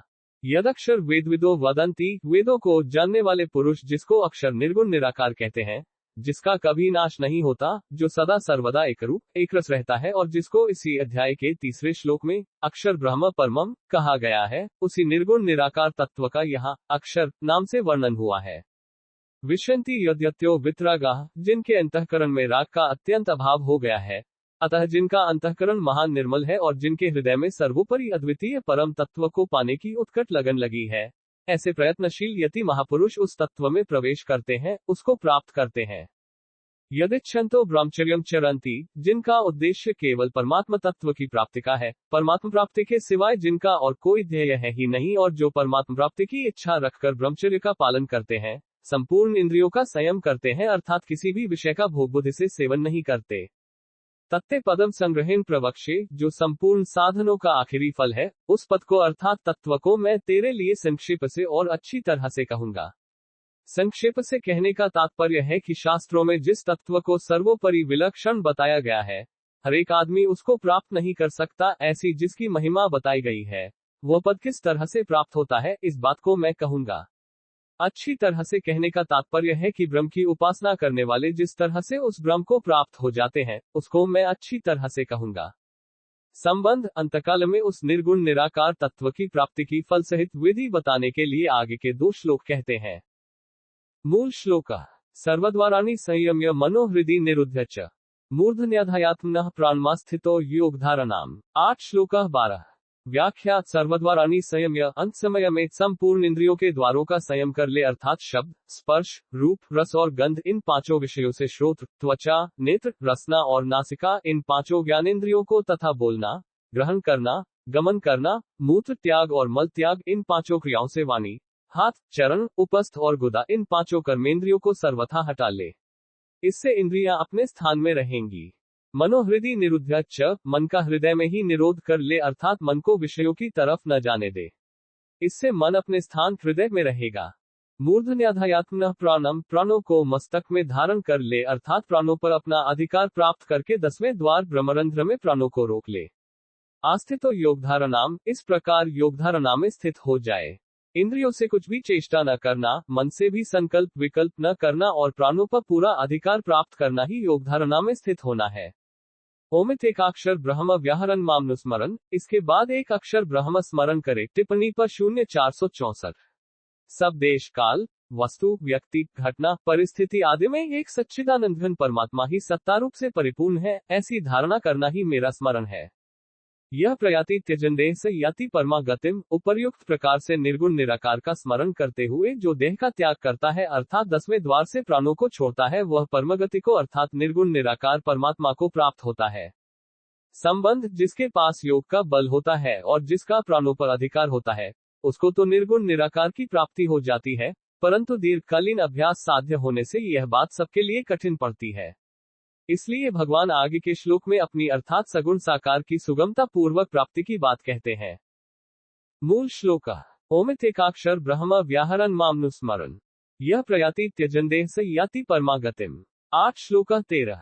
व्याख्या सर्वद्वाराणि संयम्य, अंत समय में संपूर्ण इंद्रियों के द्वारों का संयम कर ले अर्थात शब्द स्पर्श रूप रस और गंध इन 5 विषयों से श्रोत्र त्वचा नेत्र रसना और नासिका इन 5 ज्ञानेंद्रियों को तथा बोलना ग्रहण करना गमन करना मूत्र त्याग और मल त्याग इन 5 क्रियाओं से वाणी हाथ चरण उपस्थ और गुदा इन 5 कर्मेंद्रियों को सर्वथा हटा ले। इससे इंद्रियां अपने स्थान में रहेंगी। मनोहृदय निरुद्ध च, मन का हृदय में ही निरोध कर ले अर्थात मन को विषयों की तरफ न जाने दे। इससे मन अपने स्थान हृदय में रहेगा। मूर्धन्याधायात्मनः प्राणम, प्राणों को मस्तक में धारण कर ले अर्थात प्राणों पर अपना अधिकार प्राप्त करके 10वें द्वार ब्रह्मरंध्र में प्राणों को रोक ले। आस्थितो योगधारणाम, इस प्रकार योगधारणा में स्थित हो जाए। इंद्रियों से कुछ भी चेष्टा न करना, मन से भी संकल्प विकल्प न करना और प्राणों पर पूरा अधिकार प्राप्त करना ही योगधारणा में स्थित होना है। ओमित एकाक्षर ब्रह्म व्याहरण मामनुस्मरण, इसके बाद एक अक्षर ब्रह्म का मानसिक उच्चारण करे और मेरा अर्थात निर्गुण निराकार परम अक्षर ब्रह्म का, जिसका वर्णन इसी अध्याय के 3वें श्लोक में हुआ है, स्मरण करे। टिप्पणी पर 0464। सब देश काल वस्तु व्यक्ति घटना परिस्थिति आदि में एक सच्चिदानंद घन परमात्मा ही सत्तारूप से परिपूर्ण है, ऐसी धारणा करना ही मेरा स्मरण है। यह प्रयाति त्यजन देह से याति परमा गतिम, उपर्युक्त प्रकार से निर्गुण निराकार का स्मरण करते हुए जो देह का त्याग करता है अर्थात 10वें द्वार से प्राणों को छोड़ता है, वह परमगति को अर्थात निर्गुण निराकार परमात्मा को प्राप्त होता है। संबंध जिसके पास योग का बल होता है और जिसका प्राणों पर अधिकार होता है, उसको तो निर्गुण निराकार की प्राप्ति हो जाती है, परंतु दीर्घकालीन अभ्यास साध्य होने से यह बात सबके लिए कठिन पड़ती है। इसलिए भगवान आगे के श्लोक में अपनी अर्थात सगुण साकार की सुगमता पूर्वक प्राप्ति की बात कहते हैं। मूल श्लोक अनन्यचेता सततम यो मा स्मरति नित्यशः तस्याहं सुलभः पार्थ नित्ययुक्तस्य योगिनः। 8 श्लोक 14। व्याख्या अनन्यचेता, जिसका चित्त भगवान को छोड़कर किसी भी भोग भूमि में किसी भी ऐश्वर्य में किंचन मात्र भी नहीं जाता, जिसके अंतःकरण में भगवान के सिवाय अन्य किसी का कोई आश्रय नहीं है, महत्व नहीं है, वह पुरुष अनन्य चित्त वाला है। जैसे पतिव्रता स्त्री का पति का ही व्रत नियम रहता है, पति के सिवाय उसके मन में अन्य किसी भी पुरुष का राग पूर्वक चिंतन कभी होता ही नहीं। शिष्य गुरु के और सुपुत्र माँ बाप के परायण रहता है, उनका दूसरा कोई इष्ट नहीं होता। इसी तरह से भक्त भगवान के ही परायण रहता है।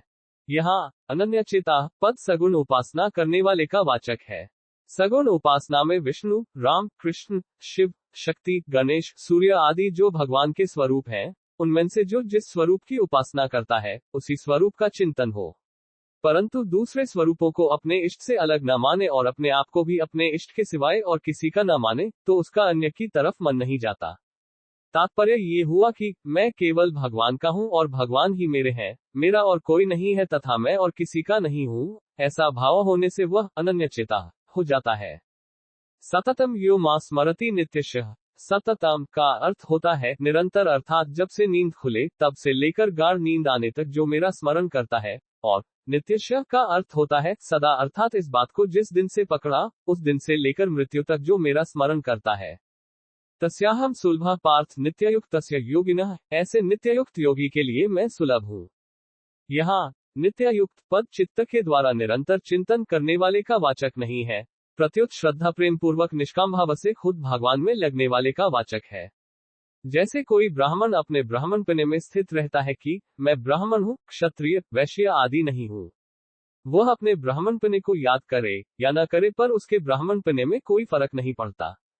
ऐसे ही मैं भगवान का हूं और भगवान मेरे हैं, इस नित्य संबंध में दृढ़ रहने वाला ही नित्य युक्त है।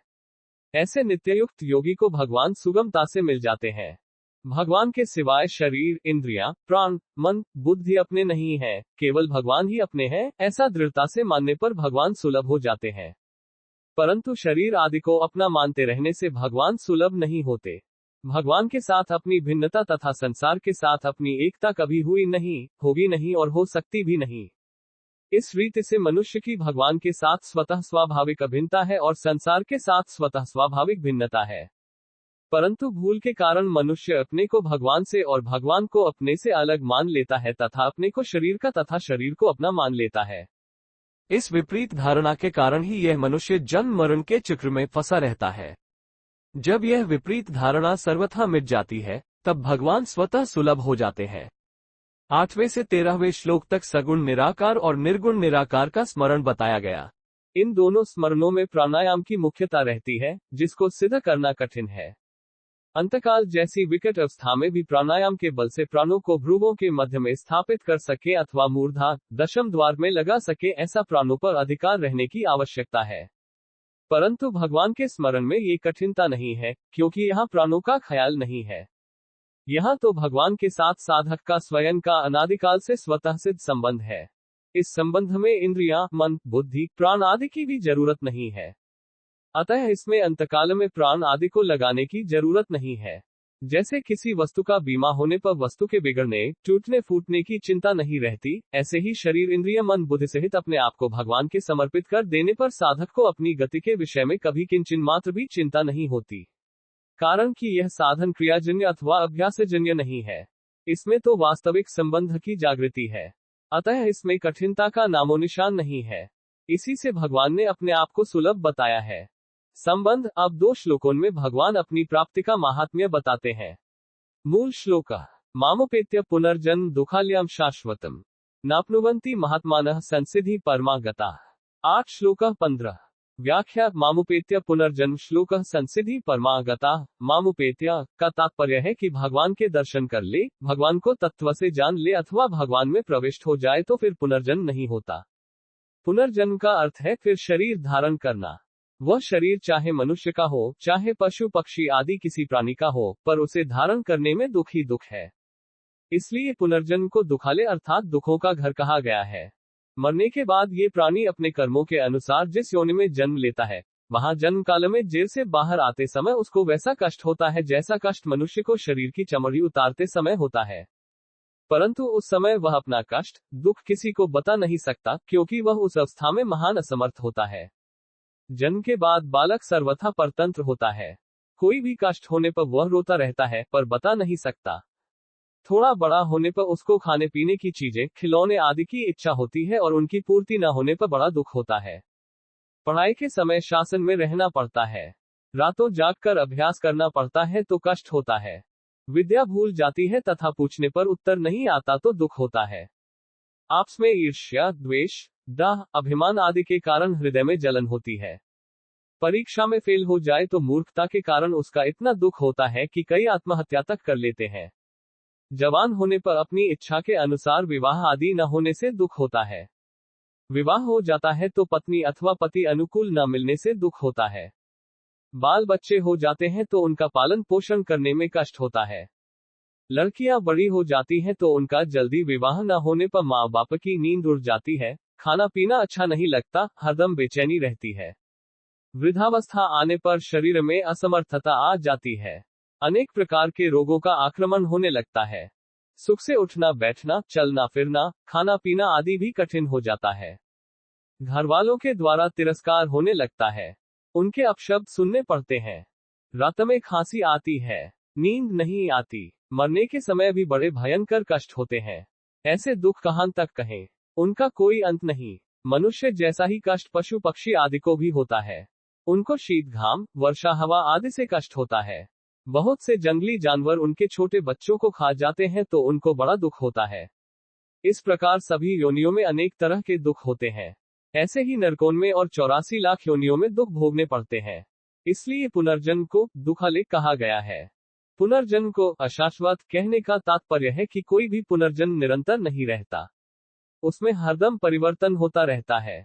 कहीं किसी भी योनि में स्थायी रहना नहीं होता। थोड़ा सुख मिल भी जाता है तो वह भी चला जाता है और शरीर का भी अंत हो जाता है। 9वें अध्याय के 3 श्लोक में इसी पुनर्जन्म को मौत का रास्ता कहा है, मृत्यु संसार वर्तमनी। यहाँ भगवान को मेरी प्राप्ति होने पर पुनर्जन्म नहीं होता, इतना ही कहना पर्याप्त था।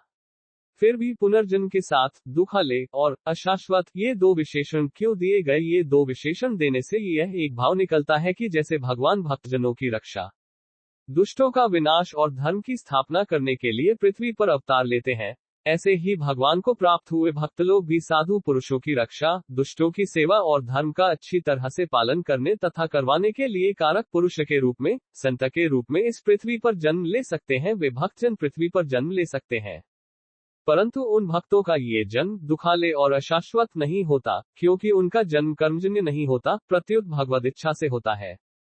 जो आरंभ से ही भक्ति मार्ग पर चलते हैं, उन साधकों को भी भगवान ने महात्मा कहा है, और जो वास्तविक प्रेम को प्राप्त हो जाते हैं, उनको भी महात्मा कहा है। 8-15 कोष्टक। तात्पर्य है कि असत शरीर संसार के साथ संबंध होने से मनुष्य अल्पात्मा होते हैं, क्योंकि वे शरीर संसार के आश्रित होते हैं।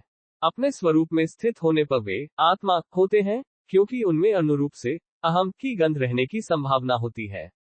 भगवान के साथ अभिन्नता होने पर वे महात्मा होते हैं, क्योंकि वे भगवाननिष्ठ होते हैं, उनकी अपनी कोई स्वतंत्र स्थिति नहीं होती। भगवान ने गीता में कर्मयोग, ज्ञानयोग आदि युगों में महात्मा शब्द का प्रयोग नहीं किया है। केवल भक्ति योग में ही भगवान ने महात्मा शब्द का प्रयोग किया है। इससे सिद्ध होता है कि गीता में भगवान भक्ति को ही सर्वोपरि मानते हैं। महात्माओं का पुनर्जन्म को प्राप्त न होने का कारण यह है कि वे परम सिद्धि को अर्थात परम प्रेम को प्राप्त हो गए हैं, संसिद्धि परमागता।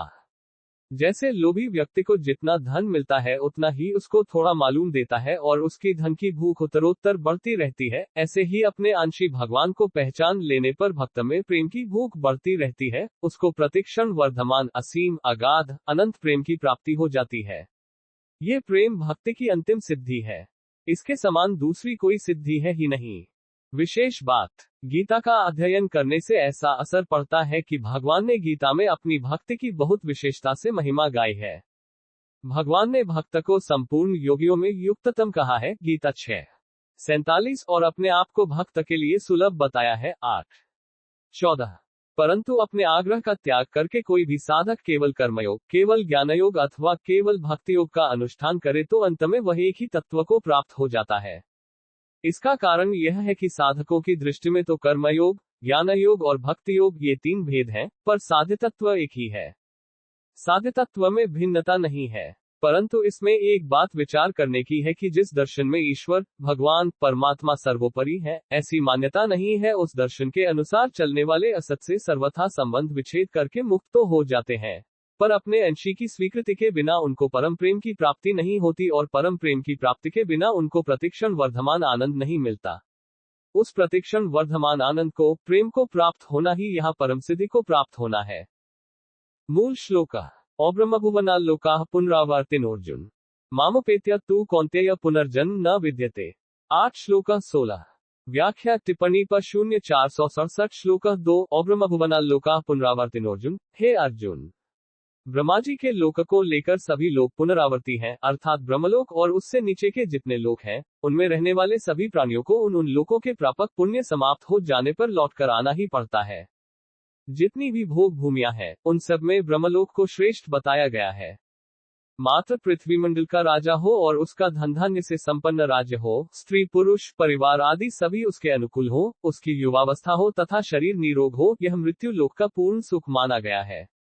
मृत्यु लोक के सुख से 100 गुना अधिक सुख मर्त्य देवताओं का है। मर्त्य देवता उनको कहते हैं जो पुण्य कर्म करके देवलोक को प्राप्त होते हैं और देवलोक के प्रापक पुण्य क्षीण होने पर पुनः मृत्युलोक में आ जाते हैं। गीता 9:21। इन मर्त्य देवताओं से 100 गुना अधिक सुख आजान देवताओं का है।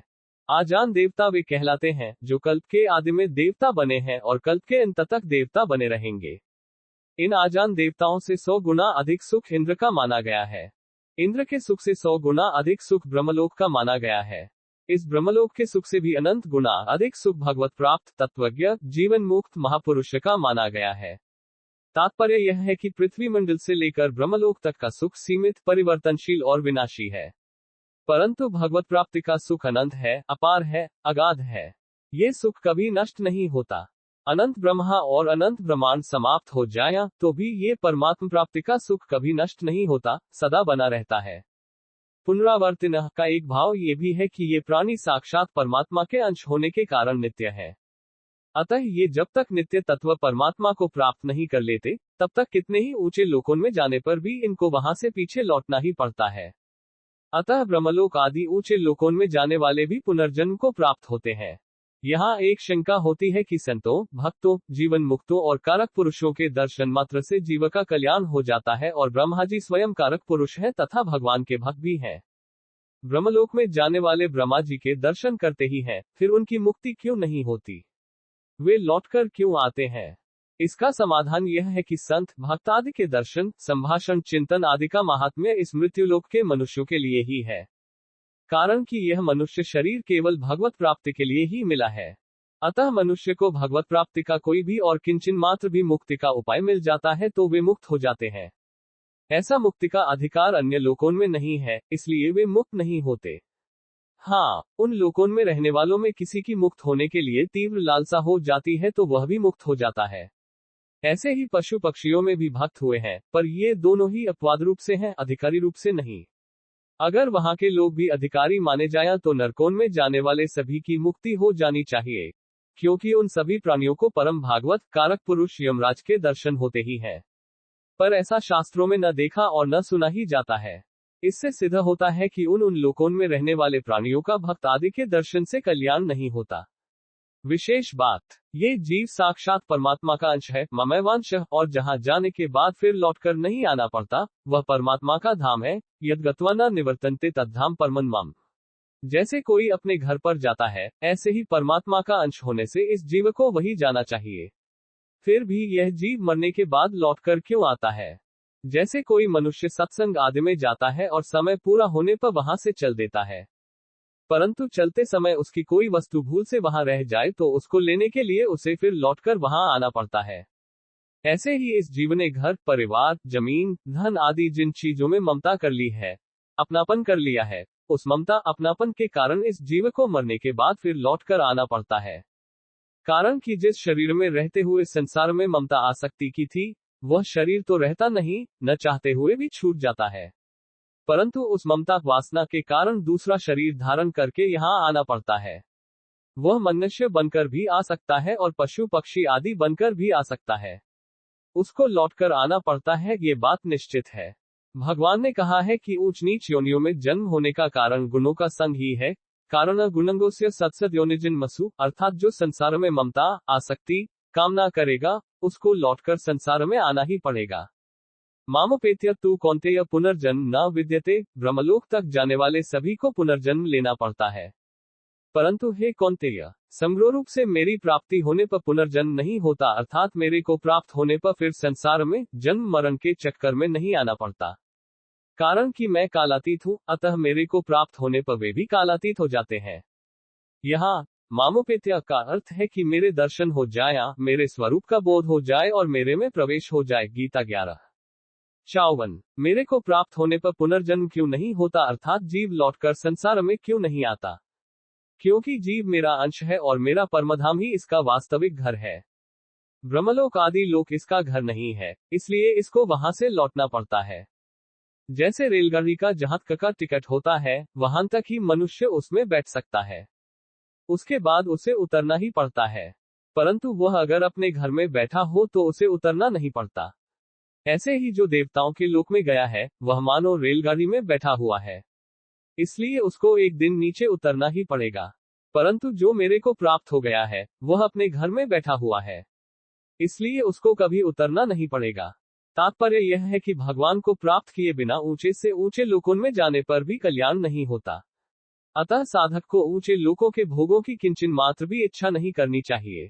ब्रह्मलोक तक जाकर फिर पीछे लौटकर आने वाले अर्थात जन्म मरण रूप बंधन में पड़ने वाले पुरुष आसुरी संपत्ति वाले होते हैं, क्योंकि आसुरी संपत्ति से ही बंधन होता है, निबंधायासुरी मता।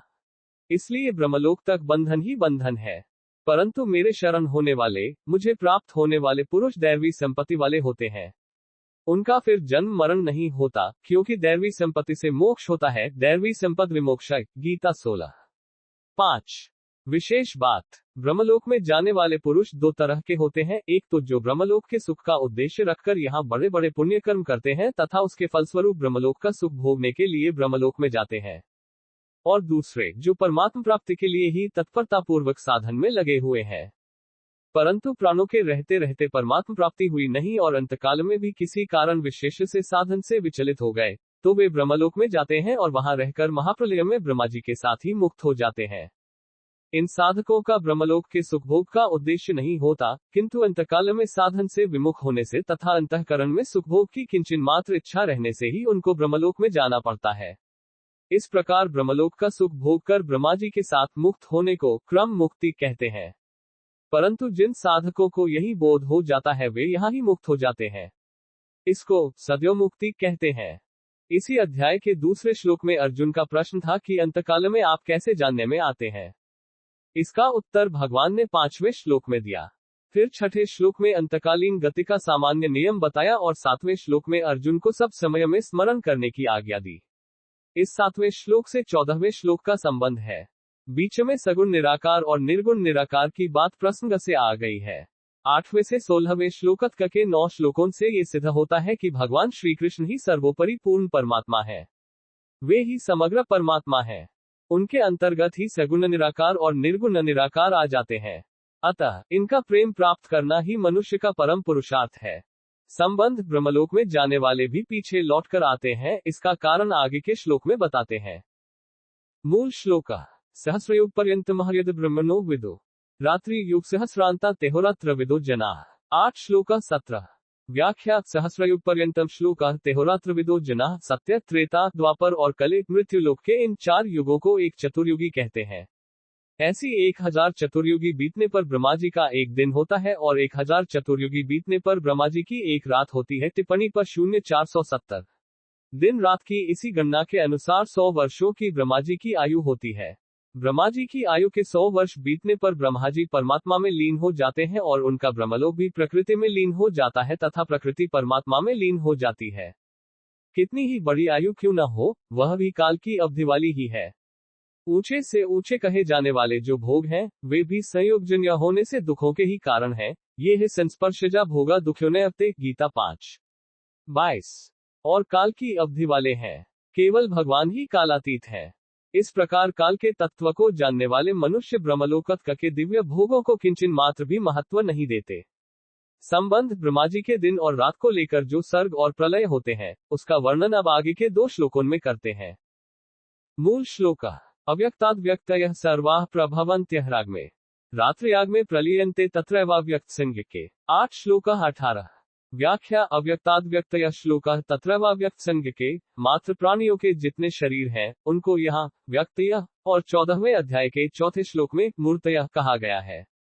जैसे जीवकृत सृष्टि अर्थात मैं और मेरापन को लेकर जीव की जो सृष्टि है, जीव के नींद से जगने पर वह सृष्टि जीव से ही पैदा होती है और नींद के आ जाने पर वह सृष्टि जीव में ही लीन हो जाती है। ऐसे ही जो ये स्थूल समष्टि सृष्टि दिखती है, वह सब की सब ब्रह्मा जी के जगने पर उनके सूक्ष्म शरीर से अर्थात प्रकृति से पैदा होती है और ब्रह्मा जी के सोने पर उनके सूक्ष्म शरीर में ही लीन हो जाती है। तात्पर्य ये हुआ कि ब्रह्मा जी के जगने पर तो सर्ग होता है और ब्रह्मा जी के सोने पर प्रलय होता है। जब ब्रह्मा जी की 100 वर्ष की आयु बीत जाती है तब महाप्रलय होता है, जिसमें ब्रह्मा जी भी भगवान में लीन हो जाते हैं। ब्रह्मा जी की जितनी आयु होती है, उतना ही महाप्रलय का समय रहता है। महाप्रलय का समय बीतने पर ब्रह्मा जी भगवान से प्रकट हो जाते हैं तो महासर्ग का आरंभ होता है। गीता 9:7-8। मूल श्लोक भूतग्रामः स एवायं भूत्वा भूत्वा प्रलीयते रात्रियाग में वशः पार्थ प्रभवत्यः राग्मे। 8 श्लोक 19। 8 श्लोक 19। व्याख्या भूतग्रामः स एवायं अनादिकाल से जन्म मरण के चक्कर में पड़ा हुआ ये प्राणी समुदाय वही है, जो कि साक्षात मेरा अंश, मेरा स्वरूप है। मेरा सनातन अंश होने से ये नित्य है। सर्ग और प्रलय तथा महासर्ग और महाप्रलय में भी यही था और आगे भी यही रहेगा। इसका न कभी अभाव हुआ है और न आगे कभी इसका अभाव होगा। तात्पर्य है कि यह अविनाशी है, इसका कभी विनाश नहीं होता। परंतु भूल से ये प्रकृति के साथ अपना संबंध मान लेता है। प्राकृत पदार्थ तो बदलते रहते हैं, उत्पन्न और नष्ट होते रहते हैं, पर यह उनके संबंध को पकड़े रहता है। ये कितने आश्चर्य की बात है कि संबंधी तो नहीं रहते, पर उनका संबंध रहता है, क्योंकि उस संबंध को स्वयं ने पकड़ा है। अतः ये स्वयं जब तक उस संबंध को नहीं छोड़ता, तब तक उसको दूसरा कोई छुड़ा नहीं सकता। उस संबंध को छोड़ने में ये स्वतंत्र है, सबल है। वास्तव में यह उस संबंध को रखने में सदा परतंत्र है, क्योंकि वे पदार्थ तो हरदम बदलते रहते हैं, पर यह नया नया संबंध पकड़ता रहता है। जैसे बालकपन को इसने नहीं छोड़ा और न छोड़ना चाहा, पर वह छूट गया। ऐसे ही जवानी को इसने नहीं छोड़ा, पर वह छूट गई। और तो क्या, ये शरीर को भी छोड़ना नहीं चाहता, पर वह भी छूट जाता है। तात्पर्य ये हुआ कि प्राकृत पदार्थ तो छूटते ही रहते हैं, पर यह जीव उन पदार्थों के साथ अपने संबंध को बनाए रखता है, जिससे इसको बार बार शरीर धारण करने पड़ते हैं, बार बार जन्मना मरना पड़ता है।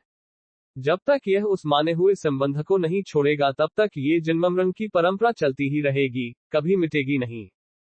भगवान के द्वारा अकेले खेल नहीं हुआ, तो खेल खेलने के लिए अर्थात प्रेम का आदान प्रदान करने के लिए भगवान ने इस प्राणी समुदाय को शरीर रूप खिलौने के सहित प्रकट किया। खेल का यह नियम होता है कि खेल के पदार्थ केवल खेलने के लिए ही होते हैं, किसी के व्यक्तिगत नहीं होते। परंतु ये प्राणी समुदाय खेल खेलना तो भूल गया और खेल के पदार्थों को अर्थात शरीरों को व्यक्तिगत मानने लग गया। इसी से यह उनसे फंस गया और भगवान से सर्वथा विमुख हो गया। भूतवा भूतवा प्रलीयते, ये पद शरीरों के लिए कहे गए हैं, जो कि उत्पन्न और नष्ट होते रहते हैं, अर्थात जिनमें प्रतिक्षण ही परिवर्तन होता रहता है। परंतु जीव उन शरीरों के परिवर्तन को अपना परिवर्तन और उनके जन्मने मरने को अपना जन्म मरण मानता रहता है। इसी मान्यता के कारण उसका जन्म मरण कहा जाता है। ये स्वयं सत्स्वरूप है, भूतग्राम स एवायम, और शरीर उत्पत्ति विनाशशील है, भूतवा भूतवा प्रलीयते। इसलिए शरीरों को धारण करना अर्थात जन्म मरण का होना परधर्म है और मुक्त होना स्वधर्म है। रात्र्याग में वश्य पार्थ प्रभावत्यहराग में, यहाँ अवश्य कहने का तात्पर्य है कि अगर यह जीव प्रकृति की वस्तुओं में से किसी भी वस्तु को अपनी मानता रहेगा, तो उसको वहम तो ये होगा कि मैं इस वस्तु का मालिक हूँ, पर हो जाएगा उस वस्तु के परवश, पराधीन। प्राकृत पदार्थों को ये जितना ही अधिक ग्रहण करेगा, उतना ही यह महान परतंत्र बनता चला जाएगा। फिर इसकी परतंत्रता कभी छूटेगी ही नहीं।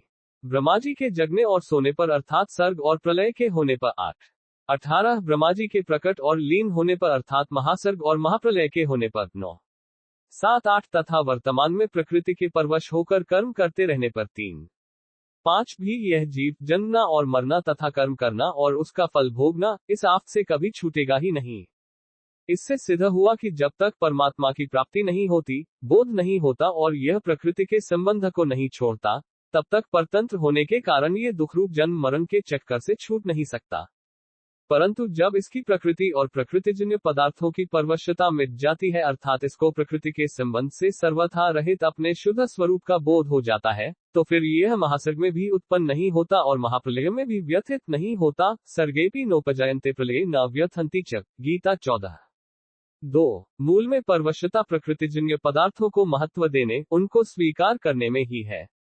इस परवशता को ही कहीं काल की, कहीं स्वभाव की, कहीं कर्म की और कहीं गुणों की परवशता के नाम से कहा गया है। इस प्राणी समुदाय की यह परवशता तभी तक रहती है, जब तक ये प्राकृत पदार्थों के संयोग से सुख लेना चाहता है। इस संयोगजन्य सुख की इच्छा से ही यह पराधीनता भोगता रहता है और ऐसा मानता रहता है कि यह पराधीनता छूटती नहीं, इसको छोड़ना बड़ा कठिन है। परंतु ये परवशता इसकी ही बनाई हुई है, स्वतः नहीं है। अतः इसको छोड़ने की जिम्मेवारी इसी पर है। इसको ये जब चाहे तभी छोड़ सकता है। संबंध अनित्य संसार का वर्णन करके अब आगे के श्लोक में जीवों के प्रापणीय परमात्मा की महिमा का विशेष वर्णन करते हैं। मूल श्लोक परस्तस्मात्तु भावोन्यो व्यक्तो व्यक्तात् स्नात्नः यह स सर्वेषु भूतेषु नश्यत्सु न विनश्यति। 8 श्लोक 2। व्याख्या परस्तस्मात्तु भावोन्यो व्यक्तो व्यक्तात् स्नात्नः। 16वें से 19वें श्लोक तक ब्रह्मलोक तथा उससे नीचे के लोकों को पुनरावर्ती कहा गया है, परंतु परमात्मा तत्व उनसे अत्यंत विलक्षण है, ये बताने के लिए यहाँ तू पद दिया गया है। यहाँ अव्यक्तात् पद ब्रह्माजी के सूक्ष्म शरीर का ही वाचक है, कारण कि इससे पहले 18वें 19वें श्लोकों में सर्ग के आदि में ब्रह्माजी के सूक्ष्म शरीर से प्राणियों के पैदा होने की और प्रलय में ब्रह्माजी के सूक्ष्म शरीर में प्राणियों के लीन होने की बात कही गई है। इस श्लोक में आया तस्मात् पद भी ब्रह्मा जी के उस सूक्ष्म शरीर का द्योतन करता है। ऐसा होने पर भी यहाँ ब्रह्मा जी के सूक्ष्म शरीर समष्टि मन, बुद्धि और अहंकार से भी पर अर्थात अत्यंत विलक्षण जो भावरूप अव्यक्त कहा गया है, वह ब्रह्मा जी के सूक्ष्म शरीर के साथ साथ ब्रह्मा जी के कारण शरीर मूल प्रकृति से भी अत्यंत विलक्षण है। ब्रह्मा जी के सूक्ष्म शरीर से पर दो तत्व हैं, मूल प्रकृति और परमात्मा। यहाँ प्रंग मूल प्रकृति का नहीं है, प्रत्युत परमात्मा का है। अतः इस श्लोक में परमात्मा को ही पर और श्रेष्ठ कहा गया है, जो संपूर्ण प्राणियों के नष्ट होने पर भी नष्ट नहीं होता। आगे के श्लोक में भी अव्यक्तोक्षर आदि पदों से उस परमात्मा का ही वर्णन आया है। गीता में प्राणियों के अप्रकट होने को अव्यक्त कहा गया है, अव्यक्तादीनि भूतानि 2:28। ब्रह्मा जी के सूक्ष्म शरीर को भी अव्यक्त कहा गया है, आदि। उन सब से परमात्मा का स्वरूप विलक्षण श्रेष्ठ है, चाहे वह स्वरूप व्यक्त हो चाहे अव्यक्त हो। वह भावरूप है, अर्थात किसी भी काल में उसका अभाव हुआ नहीं, होगा नहीं और हो सकता भी नहीं। कारण कि वह सनातन है, अर्थात वह सदा से है और सदा ही रहेगा। इसलिए वह पर अर्थात सर्वश्रेष्ठ है। उससे श्रेष्ठ कोई हो ही नहीं सकता और होने की संभावना भी नहीं है। यह सर्वेषु भूतेषु नश्यत्सु न विनश्यति। अब उत्तरार्ध में उसकी विलक्षणता बताते हैं कि संपूर्ण प्राणियों के नष्ट होने पर भी अर्थात उन संपूर्ण शरीरों का अभाव होने पर भी उस परमात्मा तत्व का कभी अभाव नहीं होता, ऐसा वह परमात्मा का अव्यक्त स्वरूप है। न विनश्यति कहने का तात्पर्य है कि संसार में कार्य रूप से अनेक तरह के परिवर्तन होने पर भी वह परमात्मा तत्व ज्यों का त्यों ही अपरिवर्तनशील रहता है। उसमें कभी किंचन मात्र भी परिवर्तन होता ही नहीं। संबंध अभी तक जो परमात्मा विषयक वर्णन हुआ है, उस सब की एकता करते हुए अनन्य भक्ति के विशेष महत्व का वर्णन आगे के 2 श्लोकों में करते हैं। मूल श्लोक अव्यक्तोक्षर इत्युक्तस्तमाहुः परमा गतिम यम प्राप्य न निवर्तन्ते तद्धाम परमं माम। 8 श्लोक 21। व्याख्या अव्यक्तोक्षर श्लोक तद्धाम परमं माम। भगवान ने 7वें अध्याय के 28वें, 29वें और 30वें श्लोक में जिसको माम कहा है तथा 8वें अध्याय के 3रे श्लोक में अक्षर ब्रह्म, 4थे श्लोक में अधियज्ञ, 5वें और 7वें श्लोक में माम, 8वें श्लोक में परमन पुरुष दिव्यम, 9वें श्लोक में कवि पुराण मनुषासितारम आदि, 13वें, 14वें, 15वें और 16वें श्लोक में माम, 20वें श्लोक में अव्यक्ता और सनातना कहा है। उन सबकी एकता करते हुए भगवान कहते हैं कि उसी को अव्यक्त और अक्षर कहते हैं तथा उसी को परमगति अर्थात सर्वश्रेष्ठ गति कहते हैं, और जिसको प्राप्त होने पर जीव फिर लौटकर नहीं आते, वह मेरा परमधाम है अर्थात मेरा सर्वोत्कृष्ट स्वरूप है। इस प्रकार जिस प्रापणीय वस्तु को अनेक रूपों में कहा गया है, उसकी यहाँ एकता की गई है। ऐसे ही 14वें अध्याय के 27वें श्लोक में भी ब्रह्म अविनाशी, अमृत, शाश्वत धर्म और एकांतिक सुख का आश्रय मैं हूँ, ऐसा कहकर भगवान ने प्रापणीय वस्तु की एकता की है। लोगों की ऐसी धारणा रहती है कि सगुण उपासना का फल दूसरा है और निर्गुण उपासना का फल दूसरा है। इस धारणा को दूर करने के लिए इस श्लोक में सबकी एकता का वर्णन किया गया है। मनुष्यों की रुचि, विश्वास और योग्यता के अनुसार उपासना के भिन्न भिन्न प्रकार होते हैं, पर उनके अंतिम फल में कोई फर्क नहीं होता। सबका प्रापणीय तत्व एक ही होता है। जैसे भोजन के प्राप्त न होने पर अभाव की और प्राप्त होने पर तृप्ति की एकता होने पर भी भोजन के पदार्थों में भिन्नता रहती है, ऐसे ही परमात्मा के प्राप्त न होने पर अभाव की और प्राप्त होने पर पूर्णता की एकता होने पर भी उपासनाओं में भिन्नता रहती है। तात्पर्य ये हुआ कि उस परमात्मा को चाहे सगुण निराकार मानकर उपासना करें, चाहे निर्गुण निराकार मानकर उपासना करें और चाहे सगुण साकार मानकर उपासना करें, अंत में सबको एक ही परमात्मा की प्राप्ति होती है। ब्रह्मलोक आदि जितने भी लोक हैं, वे सभी पुनरावर्ती हैं, अर्थात वहां गए हुए प्राणियों को फिर लौटकर जन्म मरण के चक्कर में आना पड़ता है, क्योंकि वे सभी लोग प्रकृति के राज्य में हैं और विनाशी हैं। परंतु भगवत धाम प्रकृति से परे और अविनाशी है। वहां गए हुए प्राणियों को गुणों के परवश होकर लौटना नहीं पड़ता, जन्म लेना नहीं पड़ता। हाँ, भगवान जैसे स्वेच्छा से अवतार लेते हैं, ऐसे ही वे भगवान की इच्छा से लोगों के उद्धार के लिए कारक पुरुषों के रूप में इस भूमंडल पर आ सकते हैं। मूल श्लोक पुरुष स परः पार्थ भक्त्या लभ्यस्त्वनन्यया यस्यांतः स्थानि भूतानि येन सर्वमिदं ततम्। 8 श्लोक 22। व्याख्या यस्यांतः स्थानि भूतानि येन सर्वमिदं ततम्। 7वें अध्याय के 12वें श्लोक में भगवान ने निषिद्ध रूप से कहा कि सात्विक, राजस और तामस भाव मेरे से ही होते हैं, पर मैं उनमें और वे मेरे में नहीं है। यहाँ भगवान विधि रूप से कहते हैं कि परमात्मा के अंतर्गत संपूर्ण प्राणी है और परमात्मा संपूर्ण संसार में परिपूर्ण है। इसी को भगवान ने 9वें अध्याय के 4थे, 5वें और 6ठे श्लोक में विधि और निषेध दोनों रूपों से कहा है। तात्पर्य ये हुआ कि मेरे सिवाय किसी की भी स्वतंत्र सत्ता नहीं है। सब मेरे से ही उत्पन्न होते हैं, मेरे में ही स्थित रहते हैं और मेरे में ही लीन होते हैं, अतः सब कुछ मैं ही हुआ। वे परमात्मा सर्वोपरि होने पर भी सब में व्याप्त है, अर्थात वे परमात्मा सब जगह है, सब समय में है, संपूर्ण वस्तुओं में है, संपूर्ण क्रियाओं में है और संपूर्ण प्राणियों में है। जैसे सोने से बने हुए गहनों में पहले भी सोना ही था, गहना रूप बनने पर भी सोना ही रहा और गहनों के नष्ट होने पर भी सोना ही रहेगा।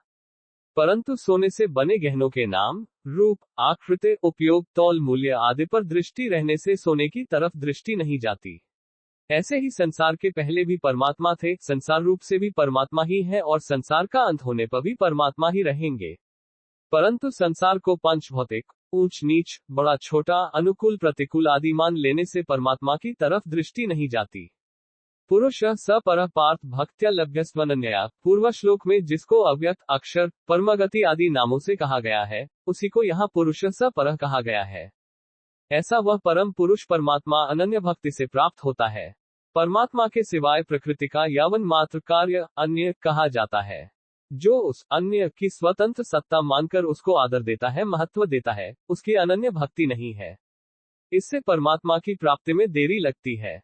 अगर वह परमात्मा के सिवाय किसी की भी सत्ता और महत्ता न माने तथा भगवान के नाते, भगवान की प्रसन्नता के लिए प्रत्येक क्रिया करे, तो यह उसकी अनन्य भक्ति है। इसी अनन्य भक्ति से वह परम पुरुष परमात्मा को प्राप्त हो जाता है। परमात्मा के सिवाय किसी की भी सत्ता और महत्ता न माने, ये बात भी प्रकृति और प्रकृति के कार्य संसार को सत्ता देकर ही कही जाती है।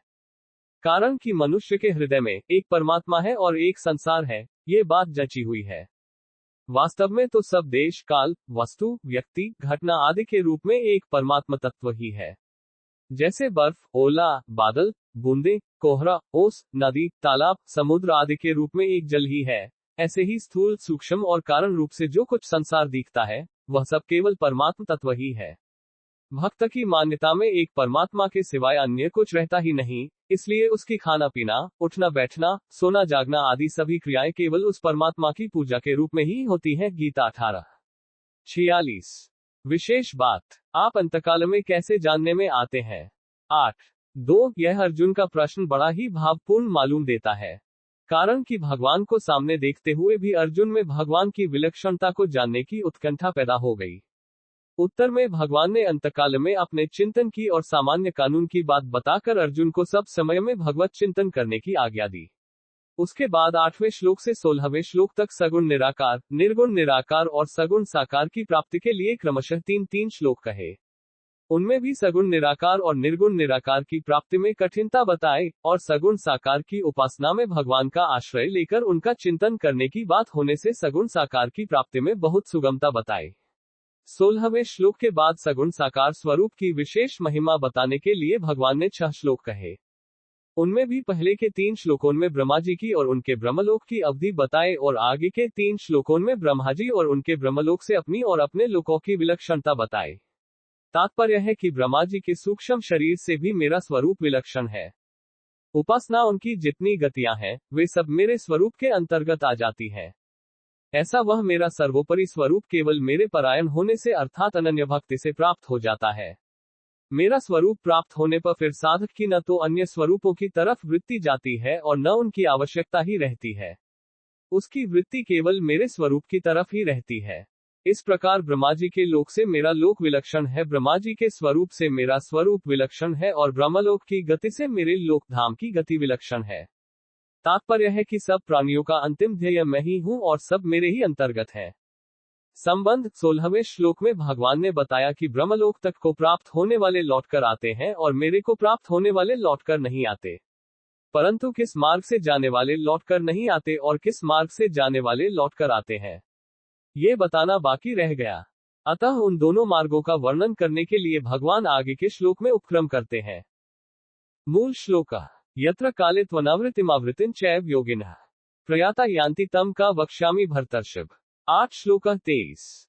व्याख्या, जीवित अवस्था में ही बंधन से छूटने को सदैव मुक्ति कहते हैं, अर्थात जिनको यहाँ ही भगवत प्राप्ति हो गई, भगवान में अनन्य भक्ति हो गई, अनन्य प्रेम हो गया, वे यहाँ ही परम संसिद्धि को प्राप्त हो जाते हैं। दूसरे जो साधक किसी सूक्ष्म वासना के कारण ब्रह्मलोक में जाकर क्रमशः ब्रह्मा जी के साथ मुक्त हो जाते हैं, उनकी मुक्ति को क्रम मुक्ति कहते हैं।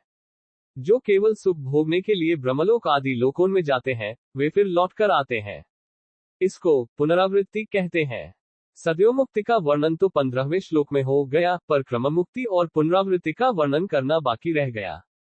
अतः इन दोनों का वर्णन करने के लिए भगवान आगे का प्रकरण आरंभ करते हैं।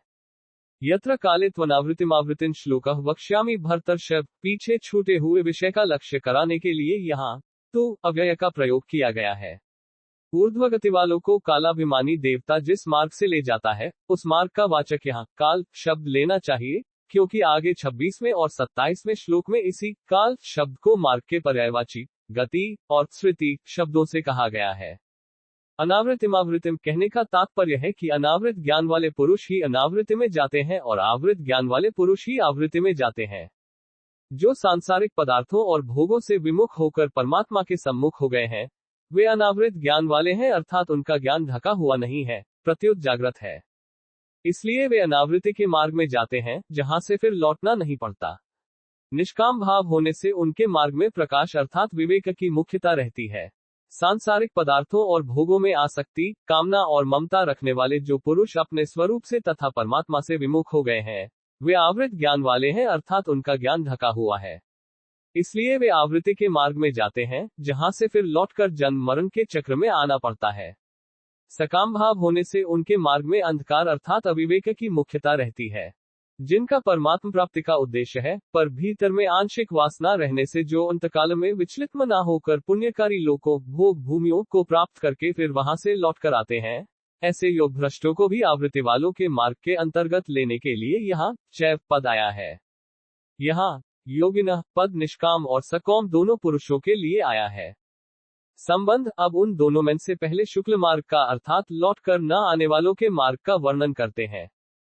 मूल श्लोक अग्निर्ज्योतिर्ह शुक्ल षण्मासा उत्तरायणम तत्र प्रयाता गच्छति ब्रह्म ब्रह्मविदो जना। 8 श्लोक 24। व्याख्या अग्निज्योतिर्ह शुक्ल षण्मासा उत्तरायणम। इस भूमंडल पर शुक्ल मार्ग में सबसे पहले अग्निदेवता का अधिकार रहता है। अग्नि रात्रि में प्रकाश करती है, दिन में नहीं, क्योंकि दिन के प्रकाश की अपेक्षा अग्नि का प्रकाश सीमित है। अतः अग्नि का प्रकाश थोड़ी दूर तक तथा थोड़े समय तक रहता है, और दिन का प्रकाश बहुत दूर तक तथा बहुत समय तक रहता है। शुक्ल पक्ष 15 दिनों का होता है, जो कि पितरों की एक रात है। इस शुक्ल पक्ष का प्रकाश आकाश में बहुत दूर तक और बहुत दिनों तक रहता है। इसी तरह से जब सूर्य भगवान उत्तर की तरफ चलते हैं, तब उसको उत्तरायण कहते हैं, जिसमें दिन का समय बढ़ता है। वो उत्तरायण 6 महीनों का होता है, जो कि देवताओं का एक दिन है। उस उत्तरायण प्रकाश बहुत दूर तक और बहुत समय तक रहता है। तत्र प्रयाता गच्छति ब्रह्म ब्रह्मविदो जना। जो शुक्ल मार्ग में अर्थात प्रकाश की बहुलता वाले मार्ग में जाने वाले हैं, वे सबसे पहले ज्योति स्वरूप अग्निदेवता के अधिकार में आते हैं। जहां तक अग्निदेवता का अधिकार है, वहां से पार कराकर अग्निदेवता उन जीवों को दिन के देवता को सौंप देता है। दिन का देवता उन जीवों को अपने अधिकार तक ले जाकर शुक्ल पक्ष के अधिपति देवता के समर्पित कर देता है। वो शुक्ल पक्ष का अधिपति देवता अपनी सीमा को पार कराकर उन जीवों को उत्तरायण के अधिपति देवता के सुपुर्द कर देता है। फिर वो उत्तरायण का अधिपति देवता उनको ब्रह्मलोक के अधिकारी देवता के समर्पित कर देता है। इस प्रकार वे क्रमपूर्वक ब्रह्मलोक में पहुंच जाते हैं। ब्रह्मा जी की आयु तक वे वहां रहकर महाप्रलय में ब्रह्मा जी के साथ ही मुक्त हो जाते हैं, सच्चिदानंद घन परमात्मा को प्राप्त हो जाते हैं। यहाँ ब्रह्मविद पद परमात्मा को परोक्ष रूप से जानने वाले मनुष्यों का वाचक है, अप्रोक्ष रूप से अनुभव करने वाले ब्रह्मज्ञानियों का नहीं। कारण कि अगर वे अप्रोक्ष ब्रह्मज्ञानी होते तो यहाँ ही मुक्त हो जाते और उनको ब्रह्मलोक में जाना नहीं पड़ता। संबंध अब आगे के श्लोक में कृष्ण मार्ग का अर्थात लौटकर आने वालों के मार्ग का वर्णन करते हैं। मूल श्लोक धूमो रात्रिस्तथा कृष्ण षण्मासा दक्षिणायनम तत्र चांद्रम सम ज्योतिर्योगी प्राप्य निवर्ते। 8 श्लोक 25। व्याख्या धूमो रात्रिस्तथा कृष्ण श्लोक प्राप्य निवर्ते। देश और काल की दृष्टि से जितना अधिकार अग्नि अर्थात प्रकाश के देवता का है, उतना ही अधिकार धूम अर्थात अंधकार के देवता का है। वह धूमाधिपति देवता कृष्ण मार्ग से जाने वाले जीवों को अपनी सीमा से पार कराकर रात्रि के अधिपति देवता के अधीन कर देता है। रात्रि का अधिपति देवता उस जीव को अपनी सीमा से पार कराकर देश काल को लेकर बहुत दूर तक अधिकार रखने वाले कृष्ण पक्ष के अधिपति देवता के अधीन कर देता है। वह देवता उस जीव को अपनी सीमा से पार कराकर देश और काल की दृष्टि से बहुत दूर तक अधिकार रखने वाले दक्षिणायन के अधिपति देवता के समर्पित कर देता है। वह देवता उस जीव को चंद्रलोक के अधिपति देवता को सौंप देता है। इस प्रकार कृष्ण मार्ग से जाने वाला वह जीव धूम, रात्रि, कृष्ण पक्ष और दक्षिणायन के देश को पार करता हुआ चंद्रमा की ज्योति को अर्थात जहां अमृत का पान होता है, ऐसे स्वर्गादि दिव्य लोकों को प्राप्त हो जाता है। फिर अपने पुण्यों के अनुसार न्यूनाधिक समय तक वहां रहकर अर्थात भोग कर पीछे लौट आता है। यहाँ एक ध्यान देने की बात है कि यह जो चंद्रमंडल दिखता है, ये चंद्रलोक नहीं है। कारण कि यह चंद्रमंडल तो पृथ्वी के बहुत नजदीक है, जबकि चंद्रलोक सूर्य से भी बहुत ऊंचा है। उसी चंद्रलोक से अमृत इस चंद्रमंडल में आता है, जिससे शुक्ल पक्ष में औषधियां पुष्ट होती हैं। अब एक समझने की बात है कि यहाँ जिस कृष्ण मार्ग का वर्णन है, वह शुक्ल मार्ग की अपेक्षा कृष्ण मार्ग है। वास्तव में तो यह मार्ग ऊंचे ऊंचे लोकों में जाने का है। सामान्य मनुष्य मरकर मृत्यु लोक में जन्म लेते हैं। जो पापी होते हैं वे आसुरी योनियों में जाते हैं, और उनसे भी जो अधिक पापी होते हैं वे नरक के कुंडों में जाते हैं। इन सब मनुष्यों से कृष्ण मार्ग से जाने वाले बहुत श्रेष्ठ हैं। वे चंद्रमा की ज्योति को प्राप्त होते हैं। ऐसा कहने का यही तात्पर्य है कि संसार में जन्म मरण के जितने मार्ग हैं, उन सब मार्गों से ये कृष्ण मार्ग श्रेष्ठ है और उनकी अपेक्षा प्रकाशमय है। कृष्ण मार्ग से लौटते समय वह जीव पहले आकाश में आता है, फिर वायु के अधीन होकर बादलों में आता है, और बादलों में से वर्षा के द्वारा भूमंडल पर आकर अन्न में प्रवेश करता है। फिर कर्मानुसार प्राप्त होने वाली योनि के पुरुषों में अन्न के द्वारा प्रवेश करता है, और पुरुष से स्त्री जाति में जाकर शरीर धारण करके जन्म लेता है। इस प्रकार वह जन्म मरण के चक्कर में पड़ जाता है। यहाँ सकौम मनुष्यों को भी योगी क्यों कहा गया है? इसके अनेक कारण हो सकते हैं। जैसे एक, गीता में भगवान ने मरने वाले प्राणियों की 3 गतियां बताई हैं, ऊर्ध्वगति, मध्यगति और अधोगति। गीता 14:18। इनमें से ऊर्ध्वगति का वर्णन इस प्रकरण में हुआ है। मध्यगति और अधोगति से ऊर्ध्वगति श्रेष्ठ होने के कारण यहाँ सकौम मनुष्य को भी योगी कहा गया है। 2, जो केवल भोग भोगने के लिए ही ऊंचे लोकों में जाता है, उसने संयम पूर्वक इस लोक के भोगों का त्याग किया है। इस त्याग से उसकी यहाँ के भोगों के मिलने और न मिलने में समता हो गई है। इस आंशिक समता को लेकर ही उसको यहाँ योगी कहा गया है। जिनका उद्देश्य परमात्मा प्राप्ति का है, पर अंतकाल में किसी सूक्ष्म भोग वासना के कारण वे योग से विचलित मना हो जाते हैं, तो वे ब्रह्मलोक आदि ऊंचे लोकों में जाते हैं और वहां बहुत समय तक रहकर पीछे यहाँ भूमंडल पर आकर शुद्ध श्रीमानों के घर में जन्म लेते हैं। ऐसे योग भ्रष्ट मनुष्यों का भी जाने का यही मार्ग होने से यहाँ सकौम मनुष्य को भी योगी कह दिया है। भगवान ने पीछे के श्लोक में ब्रह्म को प्राप्त होने वालों के लिए ब्रह्मविदो जना कहकर बहुवचन का प्रयोग किया है, और यहाँ चंद्रमा की ज्योति को प्राप्त होने वालों के लिए योगी कहकर एकवचन का प्रयोग किया है। इससे ऐसा अनुमान होता है कि सभी मनुष्य परमात्मा की प्राप्ति के अधिकारी हैं, और परमात्मा की प्राप्ति सुगम है। कारण कि परमात्मा सबको स्वतः प्राप्त है। स्वतः प्राप्त तत्व का अनुभव बड़ा सुगम है। इसमें करना कुछ नहीं पड़ता, इसलिए बहुवचन का प्रयोग किया गया है। परंतु स्वर्ग आदि की प्राप्ति के लिए विशेष क्रिया करनी पड़ती है, पदार्थों का संग्रह करना पड़ता है, विधि विधान का पालन करना पड़ता है। इस प्रकार स्वर्ग आदि को प्राप्त करने में भी कठिनता है, तथा प्राप्त करने के बाद पीछे लौटकर भी आना पड़ता है। इसलिए यहाँ एक वचन दिया गया है। विशेष बात, जिनका उद्देश्य परमात्मा प्राप्ति का है, परंतु सुखभोग की सूक्ष्म वासना सर्वथा नहीं मिटी है, वे शरीर छोड़कर ब्रह्मलोक में जाते हैं। ब्रह्मलोक के भोग भोगने पर उनकी वह वासना मिट जाती है, तो वे मुक्त हो जाते हैं। इनका वर्णन यहाँ 24वें श्लोक में हुआ है। जिनका उद्देश्य परमात्मा प्राप्ति का ही है, और जिनमें न यहाँ के भोगों की वासना है तथा न ब्रह्मलोक के भोगों की, परंतु जो अंतकाल में निर्गुण के ध्यान से विचलित हो गए हैं, वे ब्रह्मलोक आदि लोकों में नहीं जाते। वे तो सीधे ही योगियों के कुल में जन्म लेते हैं, अर्थात जहाँ पूर्व जन्मकृत ध्यान रूप साधन ठीक तरह से हो सके, ऐसे योगियों के कुल में उनका जन्म होता है। वहां वे साधन करके मुक्त हो जाते हैं। गीता 6:42-43। उपर्युक्त दोनों साधकों का उद्देश्य तो एक ही रहा है, पर वासना में अंतर रहने से एक तो ब्रह्मलोक में जाकर मुक्त होते हैं, और एक सीधे ही योगियों के कुल में उत्पन्न होकर साधन करके मुक्त होते हैं। जिनका उद्देश्य ही स्वर्ग आदि ऊंचे ऊंचे लोकों के सुख भोगने का है, वे यज्ञ आदि शुभ कर्म करके ऊंचे ऊंचे लोकों में जाते हैं, और वहां के दिव्य भोग भोग कर पुण्य क्षीण होने पर पीछे लौटकर आ जाते हैं, अर्थात जन्म मरण को प्राप्त होते हैं। गीता 7:23-8-25-9-2-21। जिसका उद्देश्य तो परमात्मा प्राप्ति का ही रहा है, पर सांसारिक सुख भोग की वासना को वह मिटा नहीं सका। इसलिए अंतकाल में योग से विचलित होकर वह स्वर्गादि लोकों में जाकर वहां के भोग भोगता है और फिर लौटकर शुद्ध श्रीमानों के घर में जन्म लेता है। वहां वह जबरदस्ती पूर्वजन्मकृत साधन में लग जाता है और मुक्त हो जाता है। गीता 6:4-1-4-4-4-5। उपर्युक्त दोनों साधकों में एक का तो उद्देश्य ही स्वर्ग के सुख भोग का है, इसलिए वह पुण्य कर्मों के अनुसार वहां के भोग भोग कर पीछे लौट कर आता है। परंतु जिसका उद्देश्य परमात्मा का है और वह विचार द्वारा सांसारिक भोगों का त्याग भी करता है, फिर भी वासना नहीं मिटी, तो अंत में भोगों की याद आने से वह स्वर्गादि लोकों में जाता है। उसने जो सांसारिक भोगों का त्याग किया है, उसका बड़ा भारी महात्म्य है। इसलिए वह उन लोकों में बहुत समय तक भोग भोग कर यहाँ श्रीमानों के घर में जन्म लेता है। सामान्य मनुष्यों की यह धारणा है कि जो दिन में, शुक्ल पक्ष में और उत्तरायण में मरते हैं, वे तो मुक्त हो जाते हैं, पर जो रात में कृष्ण पक्ष में और दक्षिणायन में मरते हैं, उनकी मुक्ति नहीं होती। ये धारणा ठीक नहीं है। कारण कि यहाँ जो शुक्ल मार्ग और कृष्ण मार्ग का वर्णन हुआ है, वह ऊर्ध्वगति को प्राप्त करने वालों के लिए ही हुआ है। इसलिए अगर ऐसा ही मान लिया जाए कि दिन आधे में मरने वाले मुक्त होते हैं और रात आधे में मरने वाले मुक्त नहीं होते, तो फिर अधोगति वाले कब मरेंगे? क्योंकि दिन रात, शुक्ल पक्ष कृष्ण पक्ष और उत्तरायण दक्षिणायन को छोड़कर दूसरा कोई समय ही नहीं है। वास्तव में मरने वाले अपने अपने कर्मों के अनुसार ही ऊंच नीच गतियों में जाते हैं।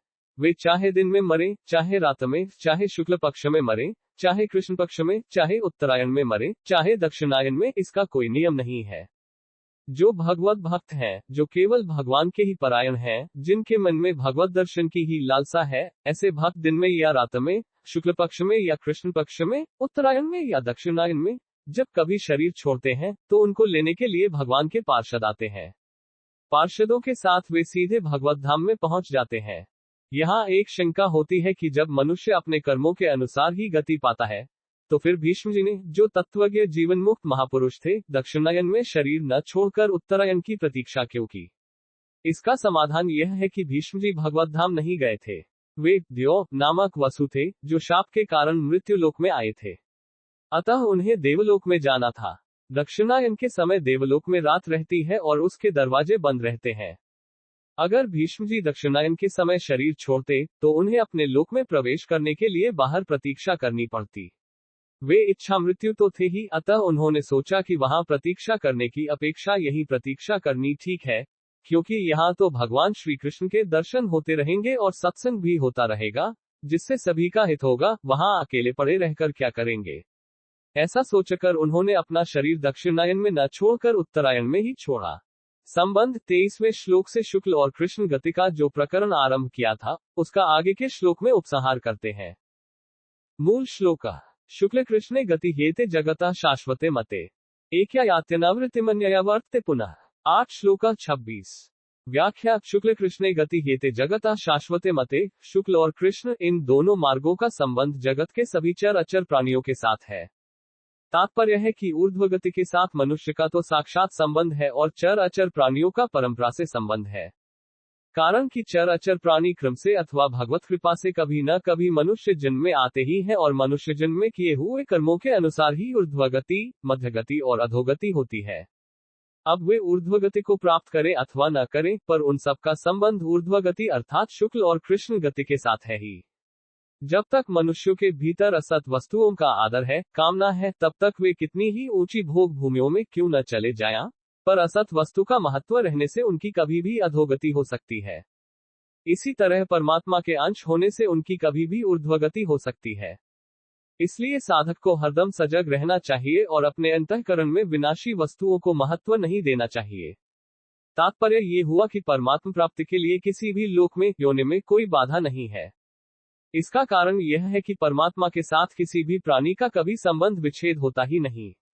अतः न जाने कब और किस योनि में वह परमात्मा की तरफ चल दे, इस दृष्टि से साधक को किसी भी प्राणी को घृणा की दृष्टि से देखने का अधिकार नहीं है। 4थे अध्याय के पहले श्लोक में भगवान ने योग को अव्यय कहा है।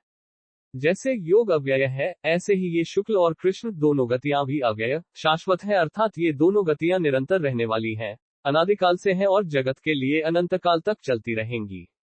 एकया यात्यनावृत्तिमन्यया वर्तते पुनः। एक मार्ग से अर्थात शुक्ल मार्ग से गए हुए साधन परायण साधक अनावृत्ति को प्राप्त होते हैं, अर्थात ब्रह्मलोक में जाकर ब्रह्मा जी के साथ ही मुक्त हो जाते हैं, बार बार जन्म मरण के चक्कर में नहीं आते, और दूसरे मार्ग से अर्थात कृष्ण मार्ग से गए हुए मनुष्य बार बार जन्म मरण के चक्कर में आते हैं।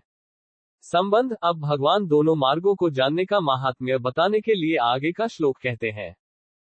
मूल श्लोक। नैते श्रुति पार्थ जानन योगी मुह्यति कश्चन तस्मात् सर्वेषु कालेषु योगयुक्तो भावार्जुन। 8 श्लोक 27। व्याख्या। नैते श्रुति पार्थ जानन योगी मुह्यति कश्चन। शुक्ल मार्ग प्रकाशमय है और कृष्ण मार्ग अंधकारमय है। जिनके अंतःकरण में उत्पत्ति विनाशशील वस्तुओं का महत्व नहीं है और जिनके उद्देश्य ध्येय में प्रकाश स्वरूप परमात्मा ही है, ऐसे वे परमात्मा की तरफ चलने वाले साधक शुक्ल मार्गी हैं, अर्थात उनका मार्ग प्रकाशमय है। जो संसार में रचे पचे हैं और जिनका सांसारिक पदार्थों का संग्रह करना और उनसे सुख भोगना ही ध्येय होता है, ऐसे मनुष्य तो घोर अंधकार में है ही, पर जो भोग भोगने के उद्देश्य से यहाँ के भोगों से संयम करके यज्ञ, तप, दान आदि शास्त्र विहित शुभ कर्म करते हैं और मरने के बाद स्वर्ग आदि ऊंची भोग भूमियों में जाते हैं, वे यद्यपि यहाँ के भोगों में आसक्त मनुष्य से ऊंचे उठे हुए हैं, तो भी आने जाने वाले मार्ग में होने से वे भी अंधकार में ही हैं। तात्पर्य है कि कृष्ण मार्ग वाले ऊंचे ऊंचे लोकों में जाने पर भी जन्म मरण के चक्कर में पड़े रहते हैं। कहीं जन्म गए तो मरना बाकी रहता है और मर गए तो जन्मना बाकी रहता है। ऐसे जन्म मरण के चक्कर में पड़े हुए वे कोल्हू के बैल की तरह अनंतकाल तक घूमते ही रहते हैं। इस तरह शुक्ल और कृष्ण दोनों मार्गों के परिणाम को जानने वाला मनुष्य योगी अर्थात निष्काम हो जाता है, भोगी नहीं। कारण कि वह यहाँ के और परलोक के भोगों से ऊंचा उठ जाता है, इसलिए वह मोहित नहीं होता। सांसारिक भोगों के प्राप्त होने में और प्राप्त न होने में जिसका उद्देश्य निर्विकार रहने का ही होता है, वह योगी कहलाता है। तस्मात् सर्वेषु कालेषु योगयुक्तो भावार्जुन। जिसका ऐसा दृढ़ निश्चय हो गया है कि मुझे तो केवल परमात्मा तत्व की प्राप्ति ही करनी है, तो फिर कैसे ही देश काल परिस्थिति आदि के प्राप्त हो जाने पर भी वह विचलित नहीं होता, अर्थात उसकी जो साधना है वह किसी देश काल घटना परिस्थिति आदि के अधीन नहीं होती। उसका लक्ष्य परमात्मा की तरफ अटल रहने के कारण देश काल आदि का उस पर कोई असर नहीं पड़ता। अनुकूल प्रतिकूल देश काल परिस्थिति आदि में उसकी स्वाभाविक समता हो जाती है। इसलिए भगवान अर्जुन से कहते हैं कि तू सब समय में अर्थात अनुकूल प्रतिकूल परिस्थितियों के प्राप्त होने पर उनसे प्रभावित न होकर उनका सदुपयोग करते हुए योगयुक्त हो जा, अर्थात नित्य निरंतर समता में स्थित रह। संबंध। अब भगवान योगी की महिमा का वर्णन करते हैं। मूल श्लोक। वेदेषु यज्ञेषु तपःसु चैव दानेषु यत्पुण्य फलम प्रदिष्टम अत्येति तत्सर्वमिदं विदित्वा योगी पर स्थानवपैति चाद्यम। 8 श्लोक 28।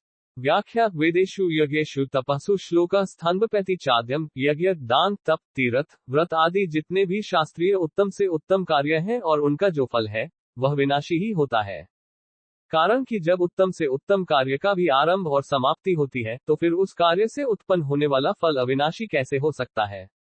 वो फल चाहे इस लोक का हो चाहे स्वर्गादि भोग भूमियों का हो, उसकी नश्वरता में किंचिन मात्र भी फर्क नहीं है। जीव स्वयं परमात्मा का अविनाशी अंश होकर भी विनाशी पदार्थों में फंसा रहे, तो इसमें उसकी अज्ञता ही मुख्य है। अतः जो मनुष्य 23वें श्लोक से लेकर 26वें श्लोक तक वर्णित शुक्ल और कृष्ण मार्ग के रहस्य को समझ लेता है, वह यज्ञ, तप, दान आदि सभी पुण्यफलों का अतिक्रमण कर जाता है। कारण कि वह ये समझ लेता है कि भोग भूमियों की भी आखिरी हद जो ब्रह्मलोक है, वहां जाने पर भी लौटकर पीछे आना पड़ता है, परंतु भगवान को प्राप्त होने पर लौटकर नहीं आना पड़ता। 8, 16 और साथ यह भी समझ लेता है कि मैं तो साक्षात परमात्मा का अंश हूं तथा ये प्राकृत पदार्थ नित्य निरंतर अभाव में नाश में जा रहे हैं, तो फिर वह नाशवान पदार्थों में भोगों में न फंसकर भगवान के ही आश्रित हो जाता है। इसलिए वह आदिस्थान परमात्मा को प्राप्त हो जाता है, जिसको इसी अध्याय के 21वें श्लोक में परमगति और परमधाम नाम से कहा गया है। नाशवान पदार्थों के संग्रह और भोगों में आसक्त हुआ मनुष्य उस आदिस्थान परमात्मा तत्व को नहीं जान सकता। न जानने की यह असामर्थ्य न तो भगवान की दी हुई है, न प्रकृति से पैदा हुई है और न किसी कर्म का फल ही है, अर्थात यह असामर्थ्य किसी की देन नहीं है, किंतु स्वयं जीव ने ही परमात्मा तत्व से विमुख होकर इसको पैदा किया है। इसलिए ये स्वयं ही इसको मिटा सकता है। कारण कि अपने द्वारा की हुई भूल को स्वयं ही मिटा सकता है और इसको मिटाने का दायित्व भी स्वयं पर ही है। इस भूल को मिटाने में ये जीव असमर्थ नहीं है, निर्बल नहीं है, अपात्र नहीं है। केवल संयोगजन्य सुख की लोलुपता के कारण यह अपने में असामर्थ्य का आरोप कर लेता है और इसी से मनुष्यजन के महान लाभ से वंचित रह जाता है। अतः मनुष्य को संयोगजन्य सुख की लोलुपता का त्याग करके मनुष्यजन को सार्थक बनाने के लिए नित्य निरंतर उद्यत रहना चाहिए। छठे अध्याय के अंत में भगवान ने पहले योगी की महिमा कही और पीछे अर्जुन को योगी हो जाने की आज्ञा दी। 6:46 और यहाँ भगवान ने पहले अर्जुन को योगी होने की आज्ञा दी और पीछे योगी की महिमा कही। इसका तात्पर्य है कि छठे अध्याय में योग भ्रष्ट का प्रसंग है और उसके विषय में अर्जुन के मन में संदेह था कि वह कहीं नष्ट भ्रष्ट तो नहीं हो जाता। इस शंका को दूर करने के लिए भगवान ने कहा कि कोई किसी तरह से योग में लग जाए तो उसका पतन नहीं होता। इतना ही नहीं, इस योग का जिज्ञासु मात्र भी शब्द ब्रह्म का अतिक्रमण कर जाता है। इसलिए योगी की महिमा पहले कही और पीछे अर्जुन के लिए योगी होने की आज्ञा दी। परंतु यहाँ अर्जुन का प्रश्न रहा कि नियतात्मा पुरुषों के द्वारा आप कैसे जानने में आते हैं। इस प्रश्न का उत्तर देते हुए भगवान ने कहा कि जो सांसारिक पदार्थों से सर्वथा विमुख होकर केवल मेरे परायण होता है, उस योगी के लिए मैं सुलभ हूँ। इसलिए पहले तू योगी हो जा ऐसी आज्ञा दी और पीछे योगी की महिमा कही। इस प्रकार तत्सत इन भगवान नामों के उच्चारण पूर्वक ब्रह्म विद्या और योग शास्त्र में श्रीमद् भगवद गीतोपनिषद रूप श्री कृष्ण अर्जुन संवाद में अक्षर ब्रह्मयोग नामक 8वां अध्याय पूर्ण हुआ। 8।